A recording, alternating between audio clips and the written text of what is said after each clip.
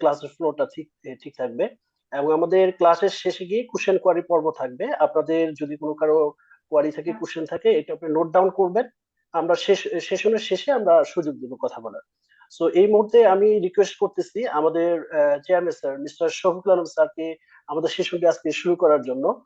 Sir শুনতে পাচ্ছেন কিনা স্যার? হ্যাঁ, শোনা যাচ্ছে সাজিদুল। সবাই সাজিদুল, আমাকে শুনতে পাচ্ছেন? জি স্যার, শোনা যাচ্ছে। Please sir.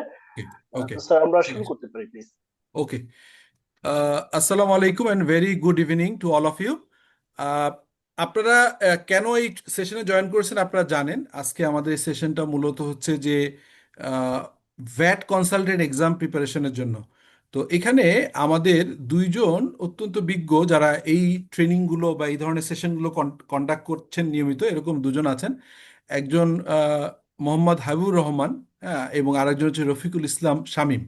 ওনাদের যখন ডাকবেন আপনি ওনাদের কোয়ালিফিকেশন এবং ওনারা যে এই ট্রেনিংয়ের জন্য অত্যন্ত পারফেক্ট মানুষ সেই জিনিসটা আপনারা বলবেন। বাট আমি একটা জিনিস বলতে চাই, সেটা হচ্ছে যে আহ, এখনকার কনটেক্সটে আজকে যে এখানে প্রায় 150 মানুষ আমরা আছি, আমি তাদের সেই পার্টিসিপেন্টের উদ্দেশ্যে কয়েকটা পয়েন্ট বলতে চাই। ফার্স্ট অফ অল, যে অতীতের যে কোনো সময়ের থেকে আপনার কমপ্লায়েন্স বিষয়টা ভিন্নভাবে এখন দেখা হচ্ছে। কিরকম আমি উদাহরণ দিই। আপনারা নিশ্চয়ই খেয়াল করে থাকবেন যে প্রথম যখন 1991-এ 1991 সালে ভ্যাট আইনটা আসে, বা আরো আগে যদি আমরা আসি যে 1984 সালের যখন হচ্ছে ইনকাম ট্যাক্স অর্ডিন্যান্স ছিল। আহ, তো স্পেশালি আমি এনবিআর এর এই দুটো আইনের কথাই বলছি, ইনকাম ট্যাক্সের অর্ডিন্যান্স, পরবর্তীকালে ইনকাম ট্যাক্স অ্যাক্ট যেটা আসছে 2023, এবং ভ্যাট অ্যাক্ট এক টাকারই আসছে 1991 সালে, এবং পরবর্তীকালে 2012 সালে এটা এনাক্ট করা হয়। বাট বিভিন্ন চ্যালেঞ্জের পরিপ্রেক্ষিতে 16 সালের রুল আসে এবং 19 সাল থেকে মোটামুটি এটা চালু হয়েছে। এখন চ্যালেঞ্জটা কোথায়? চ্যালেঞ্জ হচ্ছে এই জায়গাটাতে, এই আইনগুলোকে আসলে ইগনোর করবার একটা টেন্ডেন্সি ছিল হচ্ছে অন্টারপ্রেনিয়ারদের ভিতরে। এবং আমাদের প্রফেশনালরা যারা আসলে প্রফেশনাল বলতে বলতে চাচ্ছে এরকম প্রফেশনাল যারা আহ, বিভিন্নভাবে এই প্রসেসে ইনভলভ। কারা কারা ইনভলভ আপনারা খুব মনোযোগ দিয়ে খেয়াল করেন। আজকে আমি যে কথাগুলো বলবো, নর্মালি এই কথাগুলো আপনারা শুনেন না, এই কারণে আমি এটা বলছি। ট্রেনাররা এই ট্রেনিং দিবেন বা আমি ট্রেনিং করায় থাকি, আপনারা জানেন। আমি এখানে ক্লাসও নিব, কিন্তু আপাতত আমি যে পয়েন্টটা বলছি সেটা আগে একটু মনোযোগ দেন, তারপরে আমি আমাদের যে হাবিবুর রহমান সাহেব আছেন ওনাকে হ্যান্ড ওভার করবো। খেয়াল করে দেখেন যে দেশ স্বাধীন হওয়ার পরের বাংলাদেশের ব্যবসার পরিবেশ কেমন ছিল। সেইখানে আপনার যে কেউ চাইলে যে কোনো ধরনের ব্যবসা শুরু করতে পারতো। কোনো রকম লিগ্যাল ফ্রেমওয়ার্ক বা লিগ্যাল কমপ্লায়েন্সটা খুব একটা দেখার আহ, সুযোগও তৎকালীন গভর্নমেন্টের ছিল না। বিকজ তখন তো একটা মানে ভূমিধস একটা অবস্থা থেকে ধরেন একটা সদ্য স্বাধীন হওয়া দেশের এই সুযোগটা ছিল। এরপরে আমরা দেখেছি যে আমাদের দেশের একটা সময় পার হয়েছে, 70, 80 দশক, 90-এর দশকে এসে যখন ভ্যাট আইন করা হয় তখন কিন্তু একটা ম্যাসিভ রিপার্কেশন ছিল, স্পেশালি জনগণের দিক থেকে। কারণ ভ্যাট হচ্ছে ইনডাইরেক্ট ট্যাক্স, যেটি আপনার কোনোভাবেই ব্যবসায়ীদের উপর সরাসরি ইম্প্যাক্ট ফেলে না, এটা ফেলে হচ্ছে ভোক্তার উপরে। সো এইটাকে একটা চ্যালেঞ্জ ছিল। এবং ইনকাম ট্যাক্সের ভিতরও আমাদের ইনকাম ট্যাক্স না দেওয়ার বা এটাকে অ্যাভয়েড করার, অ্যাভয়েডেন্স করার একটা টেন্ডেন্সি ব্যবসায়ী এবং যারা ইন্টারমিডিয়েরি আছে। কারা ইন্টারমিডিয়েরি? যেমন ধরেন বিভিন্ন অর্গানাইজেশনের manager, senior manager, AGM, DGM, অথবা অনেক সিএফওদের ভিতরেও একটা প্ল্যান থাকে যে কিভাবে অর্গানাইজেশনের ট্যাক্স ভ্যাটের বার্ডেনটা কমানো যায়।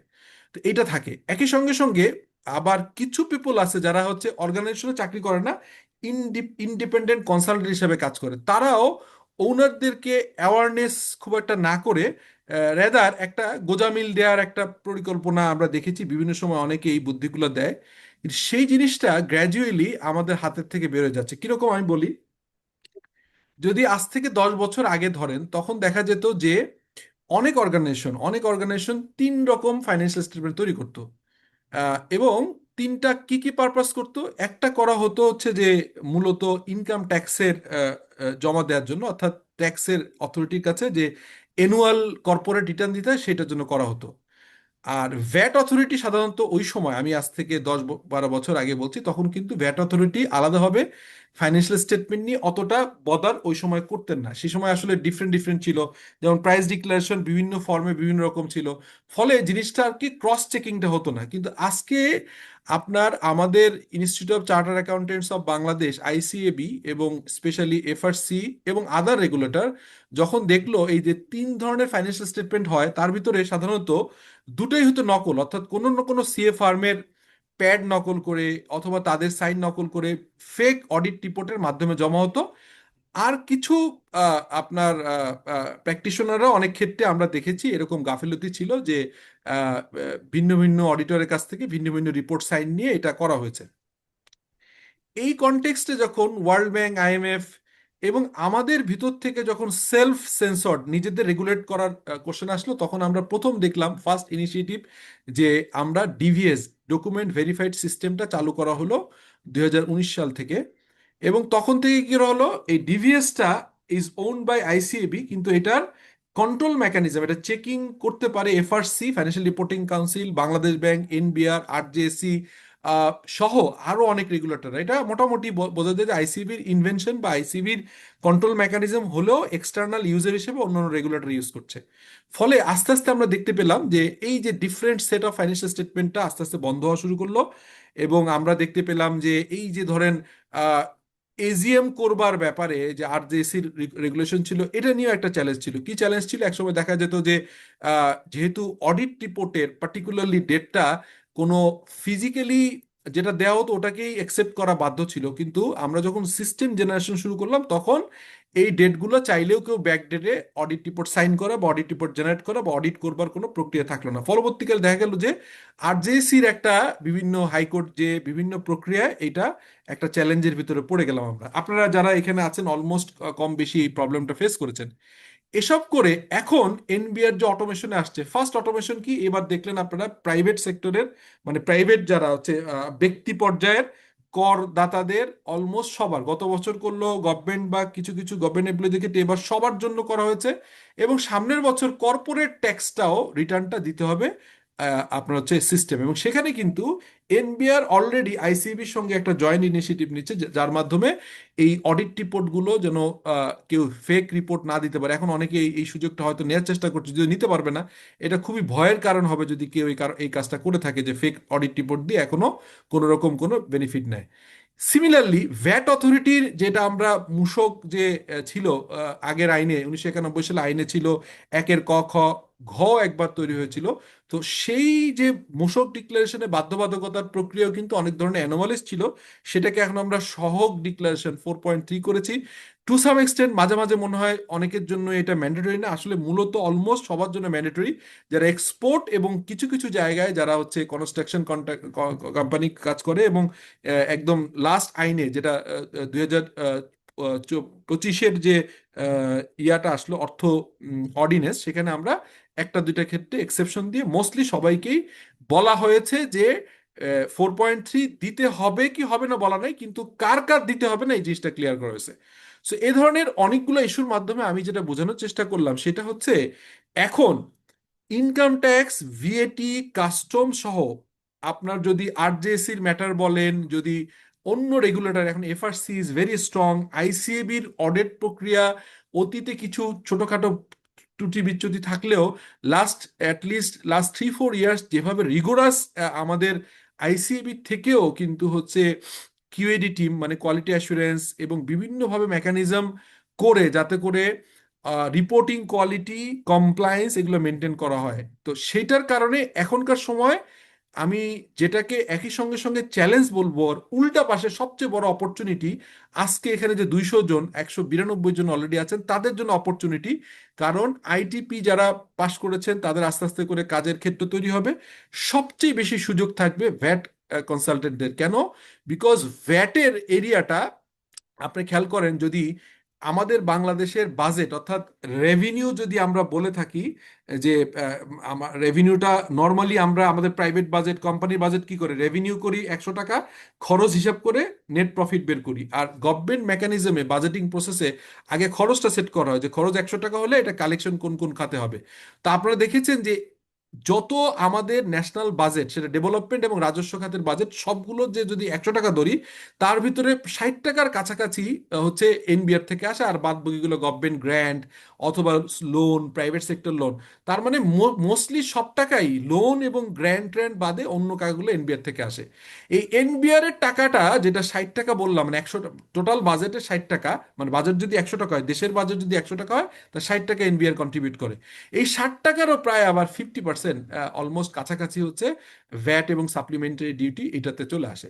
তো সেই জায়গায় এসে এখনকার সময়ে আগামী, আমি এটা আপনাদেরকে কনফার্ম করতে পারি, যারা ভ্যাট প্রসেস প্র্যাকটিক্যালি শিখবেন এবং ভ্যাট কনসালটেন্ট এক্সামে পাশ করে থাকতে পারবেন, তাদের প্রফেশনাল ভ্যালু, তাদের সার্ভিসের value in terms of job করা অথবা ইন্ডিপেন্ডেন্ট কনসালটেন্ট হিসেবে কাজ করা, অনেকেই এখন শুরু করেছে। তারা নলেজ বেজ না, তারা অনেক জিনিস জানেন না। তো সেই জায়গাতে এই যে একটা হাফ জানা লোকজন যেভাবে কাজ করছে, এতে করে দেশের অর্থনীতি ক্ষতি হচ্ছে, ব্যবসায়ীরা ক্ষতি হচ্ছে।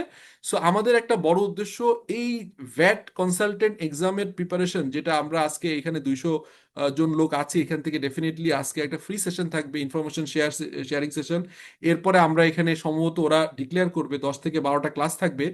আমি এর সঙ্গে এডিশনালি, ওরা জানে না, আমাদের বিশ্লেষণ টিমের যারা আছে, সাজ্জাদ, সাজিদুল বা বাইজিদ এবং আমাদের ইমরান, ওরা হয়তো জানে না, বাট আমি বলি, সেটা হচ্ছে যে অ্যাটলিস্ট 3টা class specially preparation of financial statement, এর ভিতরে আমি আলাদা এডিশনাল নিব, যেখানে ফান্ডামেন্টাল ডেবিট ক্রেডিট, অ্যাকাউন্টিং এর ডেবিট ক্রেডিট থেকে ফাইন্যান্সিয়াল স্টেটমেন্ট তৈরি করবার প্রক্রিয়া, এবং কিছু কিছু জায়গায় আমি একটা আলাদা অ্যাড করব, সেটা হচ্ছে ভ্যাট ভ্যাট কনসালটেন্ট এক্সামের প্রিপারেশনের কোর্সের সাথে সাথে এডিশনাল এটা যুক্ত হবে। এবং আজকে ডিক্লারেশনের পরে আমি খুব বেশি সময় রাখবো না, কারণ হচ্ছে যে এটা আমার ওই ব্যাচটা শুরু করতে হচ্ছে। তো সেটা হয়তো 2-3 দিনের ভিতরে আপনারা যারা ভর্তি হবেন তারা ইমিডিয়েটলি ওইটা শুরু করতে পারবেন। আর আজকের হাবিবুর রহমান সাহেব দীর্ঘদিন কাজ করেন, সাজিদুল নিশ্চয়ই আপনাদেরকে বলবে। আমি এতগুলো কথা বলার একটা মোদ্দা কথা যদি বটম লাইন বলি, সেটা হচ্ছে সারা পৃথিবীতে কমপ্লায়েন্স, কমপ্লায়েন্স, কমপ্লায়েন্স, স্পেশালি আমাদের দেশেও কমপ্লায়েন্সটা খুব স্ট্রং ছিল। পার্টিকুলারলি গত বছরের লাস্ট রেজিম চেঞ্জ হওয়ার, গভর্নমেন্ট চেঞ্জ হওয়ার পরে বাংলাদেশে যেভাবে রিফর্ম আসছে, এবং সামনে যদি ইলেক্টেড গভর্নমেন্ট যারা আসছে তারাও, আমি শিওর, আমি জানি, এবং এটা আপনারা সবাই খেয়াল করে থাকবেন, reform is an crucial issue, এবং এটা খুবই পারফেক্টলি অ্যাড্রেস করা হচ্ছে। তো সেই অর্থে আজকে যারা খুব ভালোভাবে ভ্যাট নলেজ থাকবে, ট্যাক্স নলেজ থাকবে, যারা কমপ্লায়েন্স বুঝবেন, তাদের ডিমান্ড অতীতের যে কোনো সময় থেকে অনেক বেশি হবে। এবং বিজনেস অর্গানাইজেশনগুলো টু সাম এক্সটেন্ট ভলান্টারি লেভেলে না করলেও ম্যান্ডেটরি লেভেলে তাদেরকে কমপ্লাইন করার দিকেই এনবিআর যাচ্ছে অটোমেশনের মাধ্যমে। সেখানে একই সঙ্গে সঙ্গে আমরা বিভিন্ন আন্ডার টেবিল যে মানে ডিলিং টিলিং গুলোর গল্প শুনে থাকি বা আমরা দেখি, সেগুলো বন্ধ হবে। নলেজ বেস, আপনার যারা নলেজ আছে তারা ফাইট দিতে পারবে প্রপারলি। নলেজের মাধ্যমে ইনকাম ট্যাক্স, ভ্যাট অথরিটির সাথে আমাদের আন্ডারস্ট্যান্ডিং গ্যাপ মিলায় আমরা অর্গানাইজেশনের এই কমপ্লায়েন্স গুলো মেনটেন করতে পারবো। সেই কারণে এবারের ভ্যাট কনসালটেন্ট এক্সামটা সংখ্যা যেমনি বেশি পাশ করাবে, তেমনি এদের গুরুত্ব অনেক বেশি, এবং আপনাদের অনেক সিরিয়াসলি প্রিপারেশন নিতে হবে। আমি sure about that. With that note, আমি আজকে কোনো টেকনিক্যাল ডিসকাশনে গেলাম না। আজকে হাবিবুর রহমান সাহেব ক্লাস নেবেন হয়তো, আমি জানি না, অন্য কোনো কনসালটেন্টও থাকবেন হয়তো। আজকে ক্লাসটা কন্টিনিউ হোক। আপনারা যারা এনরোল করবেন, প্রথম যে ক্লাসটা, ওইটা আমি একদম বেসিক ফান্ডামেন্টাল ভ্যাট নিয়ে আলাপ করব, যাতে করে আপনারা যে কোনো কম্পিটিটিভ পরীক্ষায় ভ্যাট কনসালটেন্ট এক্সামে খুব নিটিগিটিতে প্র্যাকটিক্যাল অ্যাসপেক্টগুলো অ্যান্সার করতে পারবেন খুব ইজিলি।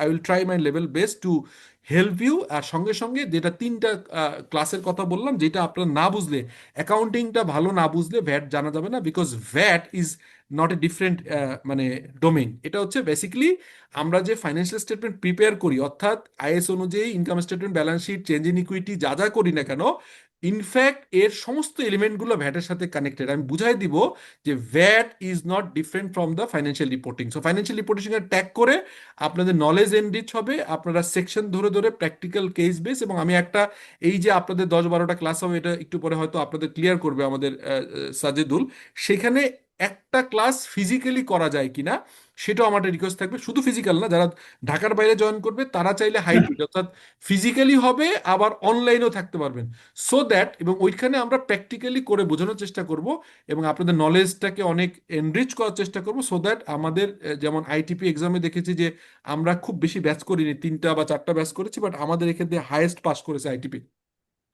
আমরা প্রত্যাশা করি যেহেতু আমাদের এনবিআর এর কনসালটেন্টও থাকবে, আপাতত আমরা তিনজন হয়তো কথা বলবো, কিন্তু ভ্যাটের কমিশনার থাকবেন কাজী জিয়াউদ্দিন, আমাদের সাথে আগেও ছিলেন, উনি থাকবেন, এবং আমি একাধিক কমিশনারদেরকে অ্যাড করব, সো দ্যাট আপনারা যাতে করে একটা আইডিয়া পান যে কিভাবে ভ্যাট কনসালটেন্ট এক্সাম প্রিপারেশন নিতে হবে এবং কিভাবে সাকসেস হতে হবে। উইথ দ্যাট নোট আমি আসি আপনাদের সাথে, আমি হাবিবুর রহমান সাহেবকে, সাজেদুলকে বলবো ওনাকে ওয়েলকাম করেন, ওনার ইন্ট্রো দিয়ে ক্লাসটা শুরু করেন। আর আমি থাকবো, আপনি যখন কোনো রকম পার্টিকুলার কোশ্চেন আমাকে জিজ্ঞেস করতে চান বা আমার সাথে আলাপ করতে চান, I will try to answer. এবং আপনাদের সাথে আবারও দেখা হবে ফর্মাল ক্লাস যখন শুরু হবে, তখন আপনাদের সাথে ক্লাসে দেখা হবে ইনশাল্লাহ। Thank you for being with me, আমাকে যে আজকে সুযোগ দিলেন বিসলিউশন অথরিটি, এবং হচ্ছে যে আমাদের কো ট্রেনার হাবিবুর রহমান সাহেব, থ্যাংক ইউ, আপনি জয়েন করেছেন। So Sajidul, it's hand over to you. আমি আপাতত বিদায় নিচ্ছি, এরপরে তো আপনাদের সাথে কথা হবে। জি হাবিব, ইয়ে আমাদের সাজিদুল, আপনি শুনতে পাচ্ছেন? স্যার, জি স্যার, স্যার অসংখ্য জি, ধন্যবাদ স্যার আপনাকে, স্যার জি, আপনার থ্যাংক ইউ। মূল্যবান সময়টুকু দেওয়ার জন্য স্যার। জি, এই মুহূর্তে আমি রিকোয়েস্ট করছি মিস্টার এমডি হাবিব রহমান স্যারকে আপনার বক্তব্য পেশ করার জন্য। তো হাবিবুর রহমান স্যার, আপনি শুনতে পাচ্ছেন নিশ্চয়ই? আপনাকে অনেক ধন্যবাদ। আমি শুনতে পাচ্ছি। এখনো পর্যন্ত আমাদের এখানে 222 পার্টিসিপেন্টস আছে। আশা করি দ্যাটস এ ভেরি মাচ আমাদের জন্য সেটা উৎসাহদায়ক এবং প্রেরণাদায়ক। শুরুতেই আহ, আমাদের সম্মানিত চেয়ারম্যান শফিকুল আলম স্যারকে ধন্যবাদ জানাই। উনি প্রেরণাদায়ক এবং উৎসাহবঞ্জক এবং মোটিভেশনাল স্পিচ প্রোগ্রামের শুরুতে প্রোভাইড করেছেন। উনি একজন সনদধারী হিসাববিদ এবং বাংলাদেশের অ্যাকাউন্টসকে পরিবর্তন করবার জন্য অ্যাকাউন্ট সিস্টেমকে, কর ব্যবস্থাকে, কর আদায় এবং কর আরোপ ব্যবস্থাকে আধুনিকায়ন এবং সমৃদ্ধিকরণের জন্য যেই সমস্ত কর্তৃপক্ষ, ইনস্টিটিউট এবং প্রতিষ্ঠানগুলো কাজ করে যাচ্ছেন, উনি প্রাতিষ্ঠানিকভাবে সেই সমস্ত প্রতিষ্ঠানের সাথে সংযুক্ত থেকে বাংলাদেশের কর ব্যবস্থাকে একটা আদর্শিক পর্যায়ে নিয়ে যাওয়ার চেষ্টা করছেন। থ্যাংক আমি ইউ ভাই, থ্যাংক ইউ, স্যারকে থ্যাংক ইউ, আপনাকেও আহ, ধন্যবাদ। জি। উপস্থিত থাকার জন্য আমি আমি ওনাকে আন্তরিকভাবে ধন্যবাদ জানাচ্ছি এবং আশা করছি ওনার নেতৃত্বে এই ধরনের প্রোগ্রাম সামনের দিকে আরো অধিকতর আহ বাস্তবায়ন হবে, আয়োজন হবে এবং সেইগুলো সফলভাবে বাস্তবায়ন হবে। স্যার, আপনাকে অনেক অনেক ধন্যবাদ। আমরা তাহলে আমাদের আজকের সেশনে আমরা ওয়েলকাম ভাই, যেটা ওয়েলকাম। নিয়ে জি। বেসিক্যালি আজকে আমাদের, thank you sir, thank you.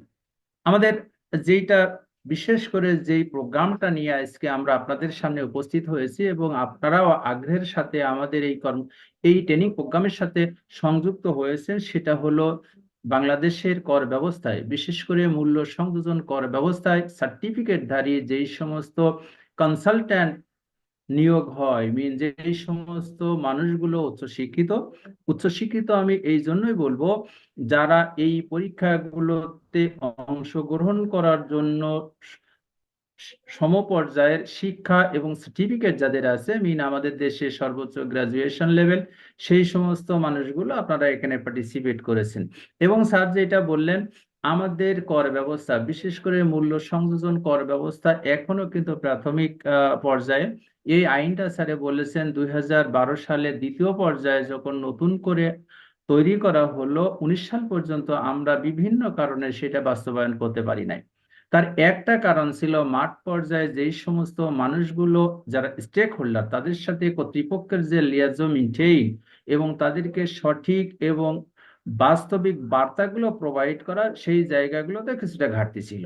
যাক, এরপরে 2019 সালে যখন আইন বাস্তবায়ন হলো, আস্তে আস্তে আস্তে আস্তে এটা মোটামুটি আমরা বলা যায় সরকার এবং কর্তৃপক্ষ যারা আছে তার সাথে যারা আমাদের দেশের সনদধারী বিভিন্ন প্রতিষ্ঠান এবং ইনস্টিটিউশন গুলো আছেন, ওনারা এইটাকে একটা পর্যায়ে নিয়ে যাওয়ার চেষ্টা করছেন। সেই পর্যায়ের একটা প্রয়াস হচ্ছে কনসালটেন্সি লাইসেন্স এবং সনদধারী মানুষদের সংখ্যা এখানে বৃদ্ধি করা এবং ব্যবস্থাকে, কর ব্যবস্থাকে, মূসক ব্যবস্থাকে একটা একটা শৃঙ্খলা, একটা নিয়মের ভিতরে আনা। আমরা অনেক সময় আলাপ করি, যাদের লাইসেন্স নাই, তাদের দায় দায়িত্ব, তাদের অনুভূতি সবসময় কম থাকে। সরকারও এটা রিয়েলাইজ করে, যাদের একটা সার্টিফিকেট আছে, ওই সার্টিফিকেট প্রতি তার আন্তরিকতা, তার তার তার প্রয়োজন, তার মহব্বত সবসময় বেশি থাকে। এই জন্য সরকার চায় একটা পরীক্ষার মাধ্যমে যাদের এই আইন সম্পর্কে ন্যূনতম ধারণা আছে, একটা সম্মুখ ধারণা আছে, তাদেরকে একটা সার্টিফিকেট প্রোভাইড করা। আমার কথা কি আপনারা শুনতে পাচ্ছেন? জি স্যার, শুনতে পাচ্ছি। ওকে, সার্টিফিকেট প্রোভাইড করা যাতে করে আইনি ব্যবস্থাকে একটা সফল পর্যায়ে নিয়ে যাওয়া যায়, সফল বাস্তবায়নের পর্যায়ে নিয়ে যাওয়া যায়। এখন যে বিষয়টা নিয়ে সামনে আসছি, আজকে আগাবো, সেটা হলো মূসক লাইসেন্স পরীক্ষা সামনে হবে। আপনারা হয়তো অনেকেই এখানে আবেদন করেছেন। এই আবেদন করার পরে আপনারা একটু ধারণা আপনারা অর্জন করেছেন। সেই জায়গাতে যারা পরীক্ষা দিবে, সরকার তো সবাইকে লাইসেন্স দিবে না। হয়তো আপনারা সবাই অনেকেই আছেন, একটা বড় অংশ আছেন যারা লাইসেন্স পাওয়ার যোগ্য, কিন্তু যে পরীক্ষাগুলো হবে সেই পরীক্ষাগুলোতে সেই পরীক্ষাগুলোতে আমরা আমরা পরীক্ষাগুলোর প্রশ্ন যদি সঠিকভাবে এবং নিয়মতান্ত্রিকভাবে পরীক্ষার খাতাতে লিখতে পারি, তাহলে আমাদের পক্ষে রিটেন পরীক্ষাতে পাশ করা অধিকতর সহজ হয়। হয়তো বিষয়গুলো আপনারা জানেন, আমরা একটু ভিন্নভাবে আপনাদের কাছে উপস্থাপন করব। এই উপস্থাপনার মধ্য দিয়ে আপনাদের যে মেরিট আছে, যে সুপ্ত মেধা আছে, সেই মেধাগুলোকে কনসালটেন্সি পরীক্ষায় পাশ করবার জন্য সহায়ক শক্তি হিসাবে আমরা একটু চেষ্টা করব। আমি আশা করি যদি আপনারা শেষ পর্যন্ত আমাদের সাথে থাকেন, আপনারা উপকৃত হবেন। তাহলে আমরা প্রথম যে কথাটা বলছিলাম সেটা হলো, আমরা আমরা আসন্ন মূসক কনসালট্যান্ট, ব্যাট কনসালট্যান্ট যে পরীক্ষাটা হবে, এই পরীক্ষাটার প্রশ্নপত্র কেমন হবে, এই পরীক্ষাটার সিলেবাস কেমন হবে, এই পরীক্ষাটার স্টাইল কেমন হবে এবং কোন ধরনের উত্তরপত্র লিখতে পারলে সর্বোচ্চ সংখ্যক সফলতা পাওয়া যায়, সেটা নিয়ে আমরা একটু আলাপ করব। আলাপ করার পরে আপনাদের কাছ থেকে আপনার প্রশ্ন নিব, বিভিন্ন বিষয়ে আপনারা প্রশ্ন করবেন, সেই প্রশ্নগুলোর আমরা যথাযথ উত্তর দেওয়ার সেখান থেকে চেষ্টা করব। এখন কথা এবছর তো বলবো। হুম এমসিকিউ হবে। এমসিকিউ এবছর হবে, আমরা সেটা বলবো। এর আগে আমার পরিচয়টা দিই। আমার নাম মোহাম্মদ হাবিবুর রহমান। আমি উম, আমি বাংলাদেশের ফরেন ট্রেড নিয়ে কাজ করি এবং আমাদের আমাদের যে আর্থিক আইন এইগুলো নিয়ে কাজ করি। আমি একটু ইউনিভার্সিটিতে পড়াই। সেটা আমার পড়ানোর বিষয় হলো মূল্য সংযোজন কর, কাস্টমস এবং বৈদেশিক বাণিজ্য। এইগুলো পড়াতে যে আমি যেগুলো পড়াই বেসিক্যালি সেগুলো হলো আমাদের বৈদেশিক বাণিজ্যের ভিতরে আমাদের ডিসপিউট সেটেলমেন্ট, আমাদের নেগোসিয়েশনস, আমাদের কাস্টমস প্রসিডিউর, আমাদের মূসক ব্যবস্থাপনা, এইগুলো। এবং আমরা বিভিন্ন জায়গাতে আমরা প্র্যাকটিক্যালি কাজ করার চেষ্টা করি। এবং আমাদের ক্লাসগুলোতে, আমাদের আলোচনাগুলোতে আমরা সবসময় বলি যে our classes, our discussion, all the times we try to make the combinations of the theory and practice. কারণ আমরা জানি আপনি যদি থিওরি না জানেন, আপনার পক্ষে প্র্যাকটিস করা সঠিকভাবে সম্ভব হয় না। আবার যদি আপনি থিওরি না জেনে প্র্যাকটিস করতে যান, তাহলে আপনি হয়তোবা অধিকাংশ ক্ষেত্রে ভুল করতে পারেন। এই জন্য আমরা চেষ্টা করি আমাদের ক্লাসগুলো হয় combination of the theory and practice. আর একটা জিনিস বলি, সেটা হলো we try to make the class more effective, more motivational. এখন ইফেক্টিভ এবং মোটিভেশনাল করবার জন্য ক্লাসগুলোতে কিছুটা ওয়ে থাকে। First one is that the class will be very much reciprocal. আমরা কিছু বলবো, আপনারা শুনবেন, আপনাদের কথাগুলো আমরা শুনবো। সেই হিসাবে আমাদের বক্তব্যকে ক্লাসে আমরা উপস্থাপন করবার চেষ্টা করব। এই উপস্থাপন যদি করা হয় বলা এবং শোনার মধ্য দিয়ে, at the end of the session I think we may assume the best learnings. এবং আমরা এই ভালোভাবে যদি শিক্ষা গ্রহণ করতে পারি, তাহলে আমার যেটা মনে হয় যে আসন্ন কনসালটেন্সি এক্সামে আমাদের পক্ষ থেকে, আমাদের চেয়ারম্যান স্যার যেটা বললেন যে লাস্ট আইটিপি এক্সামে আমাদের সাকসেস ছিল একটা হাইয়েস্ট রেটেড সাকসেস। তো আশা করা যায় যদি আমরা এইভাবে আমাদের পথ এবং প্রসিডিউরকে মেনটেন করতে পারি, তাহলে এই পরীক্ষাতে আমাদের এখান থেকে যারা মোটামুটি শিক্ষণ নেওয়ার চেষ্টা করবেন, হয়তো তাদের ভিতর থেকে সফলতার রেট বেশি হবে। আমরা সে ব্যাপারে আশাবাদী ব্যক্ত করি। এখন যেটা কথা হলো, আমরা প্রথম একটু সিলেবাস সম্পর্কে একটু ধারণা নেব। কথা হলো, আপনারা একটু দেখবেন এই পরীক্ষাটার নাম আমরা এখানে বাংলাতে লিখছি। আমরা সবকিছুতে বাংলায় করার চেষ্টা করব, কারণ পরীক্ষাগুলো বাংলাতে হবে। এবং প্রশ্নগুলো বাংলাতে হবে। আমরা যথাসম্ভব বিষয়গুলো আমরা বাংলাতে পড়বো। কিছু টেকনিক্যাল শব্দ যদি ইংরেজিতে আসে, definitely we will try to teach, also try to learn through the English media, সেটাতে কোনো সমস্যা নাই। কিন্তু আমরা মোটামুটি আমাদের আমাদের প্রশিক্ষণের মাধ্যম হলো বাংলা, কারণ যে আইনগুলো নিয়ে এখানে কাজ করা হবে, যে বিধিমালা নিয়ে এখানে কাজ করা হবে, মোটামুটি সবগুলোতে বাংলাতে এসে গেছে। তাহলে আমরা এখন দেখবো আমাদের আমাদের 100 নম্বরের পরীক্ষা হবে। আমরা এমসিকিউ হবে, রিটেন হবে, that's the chapter of the second পার্টে যে আমরা সেটা নিয়ে আলাপ করব। প্রথম আমরা দেখতে চাই what the syllabus will be for upcoming exam.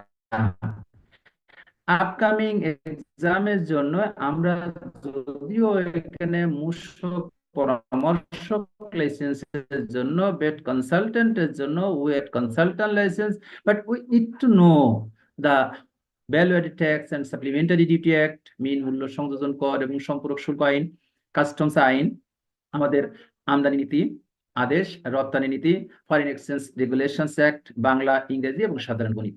এইগুলো কর্তৃপক্ষ তৈরি করছেন। কর্তৃপক্ষ এমন ভাবে তৈরি করছেন, they want to find out the ideal candidates. ওই যে স্যারে বললেন, অনেকে বলেন যে ভ্যাট আমি পড়বো, আমি কেন গণিত শিখতে যাই, আমি কেন ইংরেজি শিখতে যাব। উনি বলছেন হিসাব ছাড়া, গণিত ছাড়া ভ্যাটের প্রপার বাস্তবায়ন কিন্তু অনেকটা কঠিন আছে, দুরূহ আছে।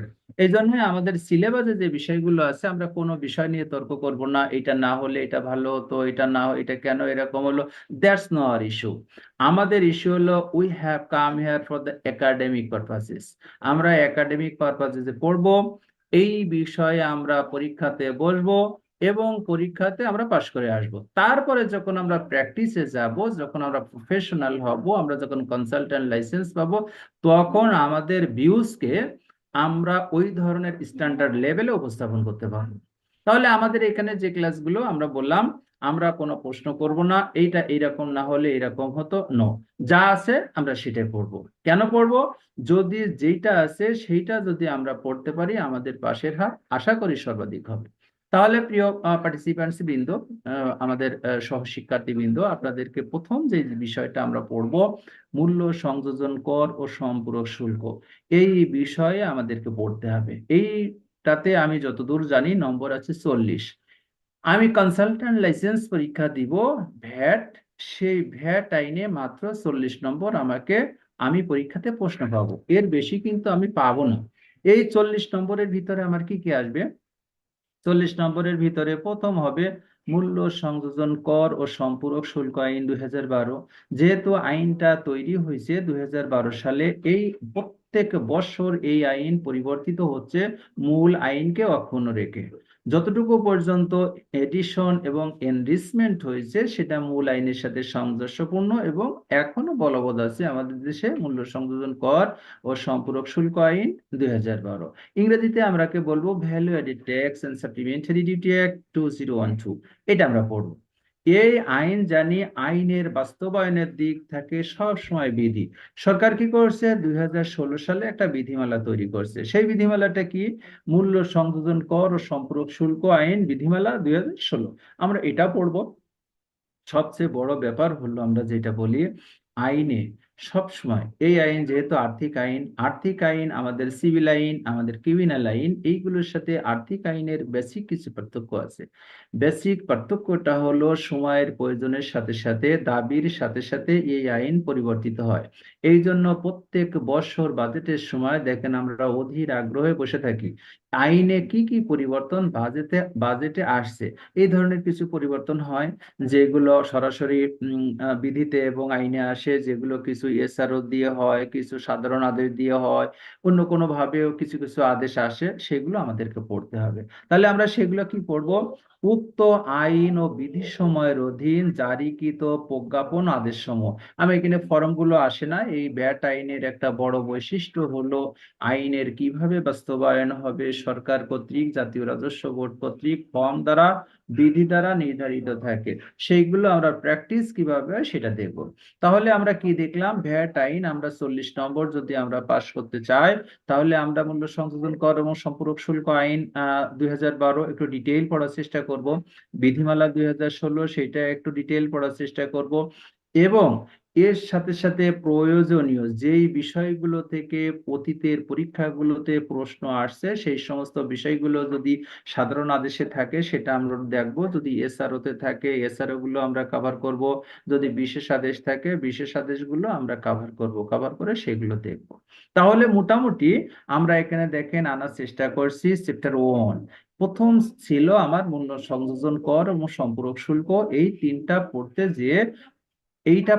যে আমরা 1.1, 1.1, 1.2, 1.3 তিনটা বিষয়ের অবতারণা করছি। এই তিনটা বিষয় নিয়ে আমরা এতটুকু আলাপ করলাম। এইটা পড়তে যে শুধু আমরা দেখেন যখন আমরা পড়বো মূল্য সংযোজন কর এবং সম্পূরক শুল্ক আইন, এই আইনে 139টা ধারা আছে, 18টা চ্যাপ্টার আছে। এক্সেলেন্ট বিষয় হলো আপনারা যখন পড়বেন তখন আমরা খুব এনজয় করব, আমরা আমরা আমরা ইন্টারেস্টের সাথে আনন্দের সাথে সেগুলো পড়বো। তখন দেখবো 1 নম্বর চ্যাপ্টার, প্রথম অধ্যায়, দ্বিতীয় অধ্যায়, তৃতীয় অধ্যায়, চতুর্থ অধ্যায়, এগুলো কিভাবে আইনে একটার পরে একটা স্থাপন করা হয়েছে, একটার সাথে আরেকটার কতটুকু সামঞ্জস্য আছে সেটা আমরা দেখতে পাবো। একটা চমৎকার বিষয়, যারা আইন সম্পর্কে অভিজ্ঞ, যারা আইনটা তৈরি করেছেন তারা এটা সুন্দরভাবে তৈরি করেছেন। তাহলে আমরা যেটা দেখলাম যে মূল্য সংযোজন কর এবং সম্পূরক শুল্ক আইনে ধারা আছে কত, আমরা ডিটেল আজকে যাব না। আজকে আমরা আপনাদের সাথে শুধু যেহেতু ইনিশিয়াল কথাবার্তা আমরা বলবো, হয়তো বেশি সময় এটা হবে না, আমি হয়তো আর 10-15 মিনিট সময় পাবো, এই 10-15 মিনিট সময়টা আপনাদের সাথে কথা বলবো। এইটা বলতে যে প্রত্যেক আইনে আমরা যখন আইনে একটু ডিটেল সামান্য একটু আপনাদেরকে বলি, যখন ডিটেইল থাকে, ডিটেইলে যাওয়ার আগে আইনের যখন শুরু হয় 1 নম্বর ধারায়, তখন প্রারম্ভিকা থাকে। এই প্রারম্ভিকাতে বলা থাকে এই আইন কেন আসলো, এর প্রয়োজনটা কি ছিল, এইটা পড়লে উপকারটা কি হবে, এই প্রারম্ভিকাতে এই কথাবার্তাগুলো থাকে। দ্বিতীয় অধ্যায়ে এসে অধিকাংশ আইনে যেটা থাকে সংজ্ঞা, ডেফিনেশন, এই আইনের যে বিষয়গুলোকে ব্যবহার করা হবে সেই বিষয়গুলো কাকে বলে, কিভাবে চেনা যায়, সেইগুলো নিয়ে আলাপ করা থাকে। ঠিক ভ্যাট আইনেও সেইভাবে তার 2 নম্বর চ্যাপ্টার, 2 নম্বর আইনের 2 নম্বর ধারাতে ডেফিনেশন সম্পর্কে একটা ভালো ধারণা দেওয়া আছে। এই ডেফিনেশন কি বলা আছে, 103টা আইনে, 103টা বিধিতে 24টা, এবং সব মিলায়ে প্রায় 200 মতো সংজ্ঞা আইনে বলা আছে। এখন আমরা মানুষ, হিউম্যান বিং, বুদ্ধিভিত্তিক সম্পন্ন প্রাণী, প্রত্যেকটা মানুষের মনের ভিতরে একটা ধারণা থাকে। এই ধারণা যখন বাস্তবায়ন করে বিভিন্ন জন বিভিন্ন ভাবে, তখনই মাঠ পর্যায়ে বিশৃঙ্খলাটা সৃষ্টি হয়। এই জন্য আইন কি করছে, কিছু বিষয়গুলোকে সুনির্দিষ্ট করে দিছে। এই ডেফিনেশন গুলো যদি আমরা জানতে পারি, যেটা বললাম আইনে বলা আছে ধারা 2-এ 103টা ধারা, ধারা 2-এ 103টা সংজ্ঞা, এই সংজ্ঞাটা যদি আমরা মনের ভিতরে, মাথার ভিতরে মোটামুটি নিতে পারি, আমরা সবগুলোই পড়বো না, সবগুলো আমাদের জন্য ইম্পর্ট্যান্টও নয়, আমরা অতীতে প্রশ্নগুলো একটু অ্যানালাইজ করব, যেই সংজ্ঞাগুলো বেশি আসে, আইনকে বোঝার জন্য, হৃদয়ঙ্গম করবার জন্য যেই সংজ্ঞাগুলো আমাদের দরকার হয় সেগুলো আমরা পড়বো। পড়ার পরে দেখব যদি আমরা এটা মাথার ভিতরে নিতে পারি, আপনারা যদি এইটা বুঝতে পারেন, দেখবেন 40% of the law you have covered. সংজ্ঞাটা যদি কোনো পার্টিসিপেন্ট, কোনো শিক্ষার্থী যদি সংজ্ঞাকে মাথার ভিতরে রপ্ত করতে পারে, তার মাথার ভিতরে যে বুদ্ধিভিত্তিক চেতনা আছে, ওই বুদ্ধিভিত্তিক চেতনা এবং বাস্তবতার বাইরে এসে যদি আইন যে সংজ্ঞাগুলো দিচ্ছে সেই সংজ্ঞাগুলো যদি তার মাথার ভিতরে থাকে, তাহলে 40% হয়ে গেল। এবার আসেন প্রশ্ন। প্রত্যেকটা পরীক্ষার প্রশ্নে, প্রিভিয়াস সালের প্রশ্ন যদি আপনি দেখেন, সব মিলায় কাস্টমস আইন, মূসক আইন, আমদানি রপ্তানি, সব মিলায় মোটামুটি 15 থেকে 18 নম্বর পাবেন, এই সংজ্ঞার ভিতরে আসবে। সংজ্ঞাটা যদি আমরা কভার করতে পারি, সবগুলোতে আছে। কাস্টমস আইনেও সংজ্ঞা আমাদেরকে পড়তে হবে, মূসক আইন ভ্যাট আইনেও সংজ্ঞা আমাদেরকে পড়তে হবে, আমদানি রপ্তানিতেও আছে, ফরেন এক্সচেঞ্জ রেগুলেশনস অ্যাক্টেও আছে। মোটামুটি সংজ্ঞাগুলো সবই এক, সংজ্ঞাগুলোর অর্থ মিনিং এক। এইগুলো আমরা পড়বো। পড়ার পরে যদি আমরা আয়ত্ত করতে পারি তাহলে আমাদের পক্ষে 40% কভার করা সম্ভব। এরপরে আমি যেটা বললাম প্রারম্ভিকা গেল, ঠিক দেখেন দ্বিতীয় নম্বরে আমরা যেটা বলছি, আমি তো মূসকের একজন স্টেক হোল্ডার, আমি তো মূসক সরকারকে প্রদান করতে চাই। সরকার বলছে তুমি যদি প্রদান করতে চাও, তুমি যদি মূসক দেওয়ার জন্য যোগ্যতা সম্পন্ন কোনো ব্যক্তি হও, তাহলে এই যে বললাম ব্যক্তি, দেখেন একটা জিনিস, মূসক আইনে প্রত্যেকটা প্রতিষ্ঠানকে ব্যক্তি হিসাবে ডাকা হবে। আমরা পরে দেখব আইনে ব্যক্তি কাকে বলে। এই একটা ধারণা, আমরা সবার একটা কমন ধারণা আছে, ব্যক্তিমান আমি হাবিবুর রহমান ব্যক্তি, আমার চেয়ারম্যান শফিকুল আলম উনি একজন ব্যক্তি। আইন বলছে no, all the institutions under this act will be treated as a person। সেগুলো এইটাই হলো সংজ্ঞা জানার একটা বিশেষ বিশেষ বৈশিষ্ট্য এবং বিশেষ উপকার। আমরা এগুলো দেখব। 2 নম্বর হলো এই যে ব্যক্তিগুলো আছে তাদের মূসকের নিবন্ধন কিভাবে নেওয়া যায়, মূসক নিবন্ধন নিতে গেলে কি কি বৈশিষ্ট্য থাকা লাগে, কি কি ক্যারেক্টারিস্টিক্স থাকা লাগে, মূসক আমি কিভাবে নিব, মূসক নেওয়ার পরে পরিবর্তন করার দরকার হয়, যদি দরকার হয় আমি মূসক কিভাবে পরিবর্তন করব। প্রত্যেকটা সময় আপনি মনে করবেন আপনার যখন জন্ম আছে আপনি একদিন মৃত্যুবরণ করবেনই। পৃথিবী হয়তো একদিন সৃষ্টি হয়েছে, একদিন ধ্বংস হয়েই যাবে। এই জায়গায় মনে করবেন আপনি আজকে যে মূসক নিবন্ধন নিচ্ছেন, একটা সময়ে আপনার মূসক নিবন্ধন বাতিলের প্রয়োজন হতে পারে। আইন সেই বিষয়গুলো সুস্পষ্টভাবে সুনির্দিষ্টভাবে ক্লারিফাই করছে এবং নির্ধারণ করছে। সেই বিষয়গুলো আমরা পড়ব। এটা গেল এইটা গেল এইটা এটা গেল আমাদের নিবন্ধন। এর পরে এসে আমরা যেটা পড়ব, মূসক যখন গেল, নিবন্ধন আপনি নিয়ে গেলেন, নিবন্ধন নেওয়ার পরে নিবন্ধন 14 নম্বর ধারা পর্যন্ত, 4 থেকে 14 পর্যন্ত আপনি নিবন্ধন নিলেন, নিবন্ধন সংশোধন করলেন, নিবন্ধন বাতিল করলেন। এর পরে এসে আপনার মূসক আরোপ হবে। এখন মূসক কিভাবে আরোপ হবে এই জায়গাগুলোতে অত্যন্ত সুন্দরভাবে আলাপ করা হয়েছে। মূসক যখন আরোপ হয়ে গেল, আরোপ হওয়ার পর আপনাকে আদায় করবেন। আদায় কিভাবে করবেন, আমরা মূসক আইন নিয়ে যখন ডিটেল পড়বো তখন আপনারা দেখবেন আমদানি, উৎপাদন এবং সরবরাহ। একটু ক্ষমা করবেন, 1 মিনিট।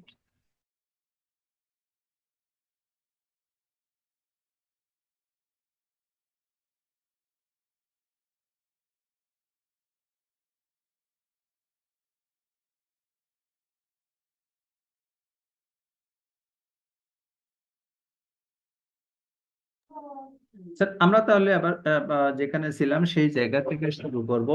আমরা যেটা বলছিলাম, আমরা মূসক আইন যখন ডিটেইল দেখব তখন দেখব আমদানি, উৎপাদন এবং সরবরাহ পর্যায়ে আমাদের দেশে মূসক আদায় করা হয়। এই আদায় করতে যে আমদানি পর্যায়ে মূসক আদায়ের একটা ডিফারেন্ট রুলস রেগুলেশন সিস্টেম আছে, উৎপাদন পর্যায়ের একটা সিস্টেম আছে, সরবরাহ পর্যায়ের একটা সিস্টেম আছে। এগুলো আমরা একটু ডিটেল দেখব। সাথে সাথে আমরা দেখব আপনাদেরকে একটা টিপস, এটা পরীক্ষার জন্যই, যেই বিষয়গুলো আইনে অন্তর্ভুক্ত হয় নতুন করে, যেই বিষয়গুলো সংশোধন করা হয়, যেই বিষয়গুলো এনরিচমেন্ট হয়, সাধারণত পরীক্ষাতে সেই প্রশ্নগুলো আসে।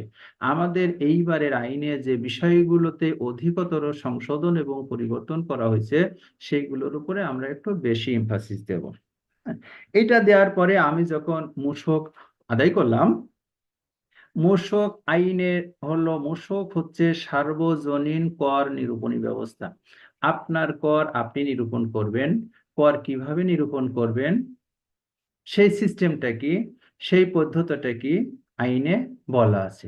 আমরা ডিটেল সেগুলো আমরা পরবর্তীতে দেখব।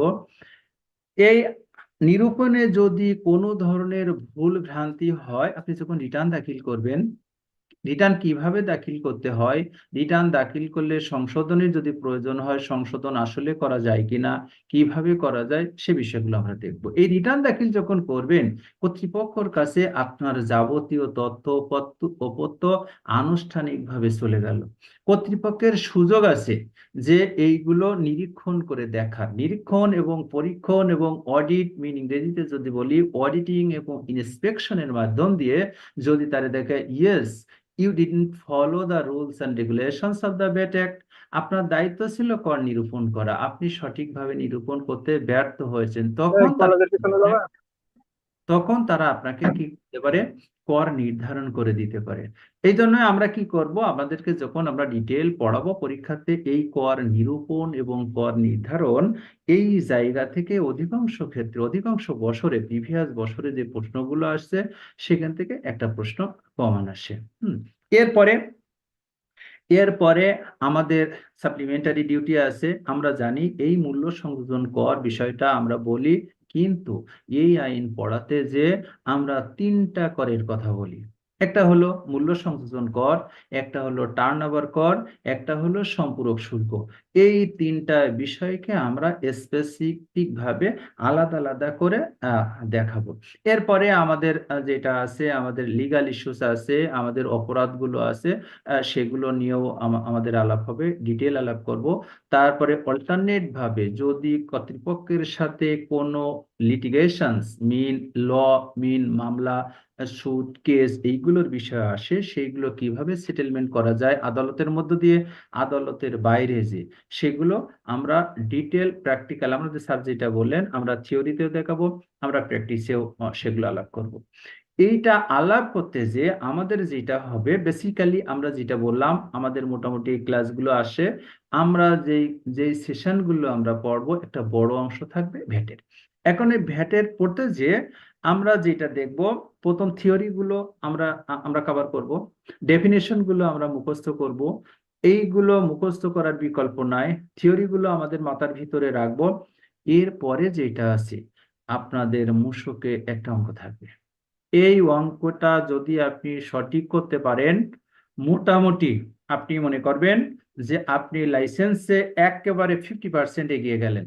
এই মূসকের অঙ্কটা কেমন থাকে, এই মূসক থাকে কর নিরূপণ, কর নির্ধারণ, কর আদায় এবং করের ভিতরে যেই সমস্ত এক্সট্রা অর্ডিনারি ইস্যু যেগুলো আমি আলাপ করলাম এইগুলো দিয়ে একটা অঙ্ক থাকে।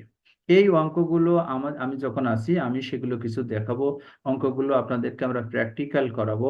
একটা দুটো অঙ্ক না, মোটামুটি বিভিন্ন বিভিন্ন সেক্টরকে বিভিন্ন চ্যাপ্টারকে কভার করে আপনি হ্রাসকৃত হারে যদি বিক্রি করেন, মানে সেলস করেন, সরবরাহ করেন, বেসিক্যালি ভ্যাটের ভাষায় হলো সেলস মিন সরবরাহ। আপনি যদি সরবরাহ করেন কিভাবে কর আরোপ করবেন, আপনি যখন পারচেজ করবেন পারচেজের সময় আপনার ভ্যাটের ক্যালকুলেশনস কিভাবে হবে, আপনি লেজারে কিভাবে মেনটেন করবেন, আপনি চালানপত্র কিভাবে ইস্যু করবেন, সর্বোপরি আপনি কিভাবে দাখিলপত্র, আমাদের মূল রিটার্ন আমি যেটা বললাম বিষয় হলো সরকারের কাছে আমি কিভাবে দাখিলপত্র দাখিল করব, এই জিনিসটাই পরীক্ষার সময় কর্তৃপক্ষ জানতে চায়। এই সম্পর্কে আমাদের একটা ভালো ধারণা আছে কিনা আমরা প্র্যাকটিক্যালি সেগুলো আপনাদেরকে একটু করানোর চেষ্টা করব। এইটা যদি আমরা মাথার ভিতরে আনতে পারি তাহলে আমি আশা করা যায় 40 নম্বরের ভিতরে আমরা একটা ভালো নম্বর পাবো। যে বিষয়গুলো আমার সংজ্ঞা মুখস্থ করার জিনিস, কিছু থিওরি আছে সেগুলো মুখস্থ করার বিষয়, কিন্তু অঙ্কের কথা যেটা বললাম সাধারণত 15 থেকে 20 নম্বর এই জায়গাতে থাকে। এইটা আমাদের প্র্যাকটিসের বড় বিষয় আছে, আপনারা আমাদের সাথে থাকবেন এবং আমরা যেভাবে থিওরিগুলো পড়বো থিওরিগুলোকে হৃদয় দিয়ে অনুভব করবেন, প্র্যাকটিসে পার্টিসিপেট করবেন। আশা করা যায় অঙ্কগুলো সঠিকভাবে পরীক্ষার খাতাতে সঠিক উত্তর সহ লিখে আসতে পারবেন। যদি হয় আমরা এই ভ্যাটে দেখা যাচ্ছে 70%, 80%, 90%, ইভেন 95% নাম্বার পাওয়া খুব একটা কঠিন কাজ না। দ্বিতীয় নম্বর হলো যেটা হলো কাস্টমস। ডেফিনেটলি আমি যেটা বললাম, মূসক আরোপ হচ্ছে 3 পর্যায়ে। একটা হলো আমদানি, একটা হলো উৎপাদন, একটা হলো সরবরাহ। আমাদের দেশে যে উৎপাদন হয় তার একটা বড় অংশ, আমরা তো বলি অ্যাবাভ 50% বেশি এখনো আমদানি থেকে আসে। কাজেই বাংলাদেশের ভ্যাট ব্যবস্থায়, যদিও VAT is the domestic tax, VAT কি কিভাবে আরোপিত হয়, এক হাত থেকে আর এক হাতে কিভাবে পরিবর্তিত হয়, সেটা তো আমরা প্র্যাকটিক্যালি দেখবো, থিওরিতেও দেখবো, প্র্যাকটিক্যালি দেখবো। এখন আমরা দেখব আমদানি পর্যায়ে। আমদানি পর্যায়ে আমদানি মূল্য কি, আমদানি মূল্যের উপরে শুল্ক আরোপিত হয় কি হয় না, কাস্টমস এইগুলোকে কিভাবে পরিবর্তন করতে পারে কি পারে না, কাস্টমস এর কোনো মূল্য আছে কিনা আমরা দেখব। কাস্টমস এর একটা মূল্য আছে। আমদানিকারক এবং রপ্তানিকারক পণ্য আমদানি এবং রপ্তানির সময় যে পণ্য ঘোষণা করে, কাস্টমস সেটাকে অ্যাকসেপ্ট না করতেও পারে। কাস্টমস এর বিধিমালা আছে, আমদানি পণ্যের শুল্ক মূল্যায়ন বিধিমালা 2000, সেটা তারা ফলো করে। আমদানিকারক এবং রপ্তানিকারক যে মূল্য ঘোষণা করে সেটা হতে পারে আমদানি মূল্য। কাস্টম যে মূল্যে শুল্ক কর আরোপন করে, পণ্যের ক্লাসিফিকেশন করে, সেটাকে বলা হয় অ্যাসেসেবল ভ্যালু। ভ্যাট আইনের ভাষায় অ্যাসেসেবল ভ্যালুকে ধরা হয় ক্রয় মূল্য। কাস্টমস কিভাবে ক্রয় মূল্য নির্ধারণ করে, এরপরে ট্যাক্সের বেস ভ্যালু কিভাবে নির্ধারণ করা হয়, এরপরে ভ্যাটের বেস ভ্যালু কিভাবে নির্ধারণ করা হয়, আপনাদেরকে হাতে কলমে এগুলো দেখানোর চেষ্টা করব। কাস্টমস আইনে আমরা কি কি পড়বো তাহলে? কাস্টমস আইন 2023, উক্ত আইনের অধীন জারিকৃত প্রজ্ঞাপন, আদেশ সমূহ ও বিধিমালা, এইগুলো আমরা পড়বো। পড়ার সময় যেটা বললাম, এখানেও কিছু সংজ্ঞা আছে, 49টা সংজ্ঞা আছে। ভ্যাট আইনে যে সংজ্ঞাগুলো আমরা পড়ছি, দেখবো এই 49টা সংজ্ঞার ভিতরে অনেকগুলো সংজ্ঞা কমন পড়বে, এবং এই দুটো সংজ্ঞাকে যখন কমন পড়বে, একটার সাথে আমরা একটাকে কোরিলেট করব। ওখানেও যা পড়ছি এখানে সেটা পড়ছি, দুটো দুই রকম অর্থ ব্যাখ্যা আমরা পড়তে যাব না, একই রকম পড়বো, আমাদের জন্য সহজ হয়ে যাবে, সংক্ষিপ্ত হয়ে যাবে। এরপরে যেটা বলছিলাম, এই যে আরেকটা অঙ্ক, ভ্যাটে একটা অঙ্কের কথা বলছি, একটা অঙ্ক আপনার থাকবে, ঠিক কাস্টমস এসে সংজ্ঞা তো থাকবেই, প্রশ্ন দুই একটা থাকবে। কাস্টমসে আমরা দেখছি 25 নম্বর, এই 25 নম্বরের ভিতরে 10 নম্বরের একটা অঙ্ক থাকবে। কাস্টমসের অঙ্ক হলো ক্লাসিফিকেশন। এই 10-এ 10 পাওয়া একেবারে সহজ। আপনি যদি শুধু ইম্পোর্ট ভ্যালুকে ধরতে পারেন, ইম্পোর্ট ভ্যালুকে ফাইন্ড আউট করতে পারেন, তাহলে আপনার পক্ষে অ্যাসেসেবল ভ্যালু মিন শুল্ক আরোপযোগ্য মূল্য নির্ধারণ করা একেবারে সহজ। কিভাবে করব আমরা সেটা ক্লাসে ডিটেল আলাপ করব।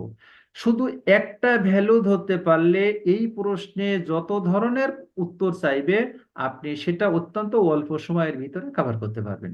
কাজে কাস্টমসে আমি আশা করি আমি কাস্টমসের প্রসিডিওর, কাস্টমস অ্যাসেসমেন্ট, কাস্টমসের শুল্কায়ন এবং ক্লাসিফিকেশন পদ্ধতিটা কি হয়, বন্দরে কিভাবে করে, সেটা যেহেতু আমি ইউনিভার্সিটিতে এবং বিভিন্ন ইনস্টিটিউশনে পড়াই, আমি এটাতে বলতে পারি, এইটাতে আমার নলেজ, আমার স্কিলনেস মোটামুটি আপনাদেরকে যদি প্রোভাইড করতে পারি, ইনশাল্লাহ আপনারা এই অঙ্কটা আপনারা ভুল করবেন না, আপনারা সঠিক করতে পারবেন।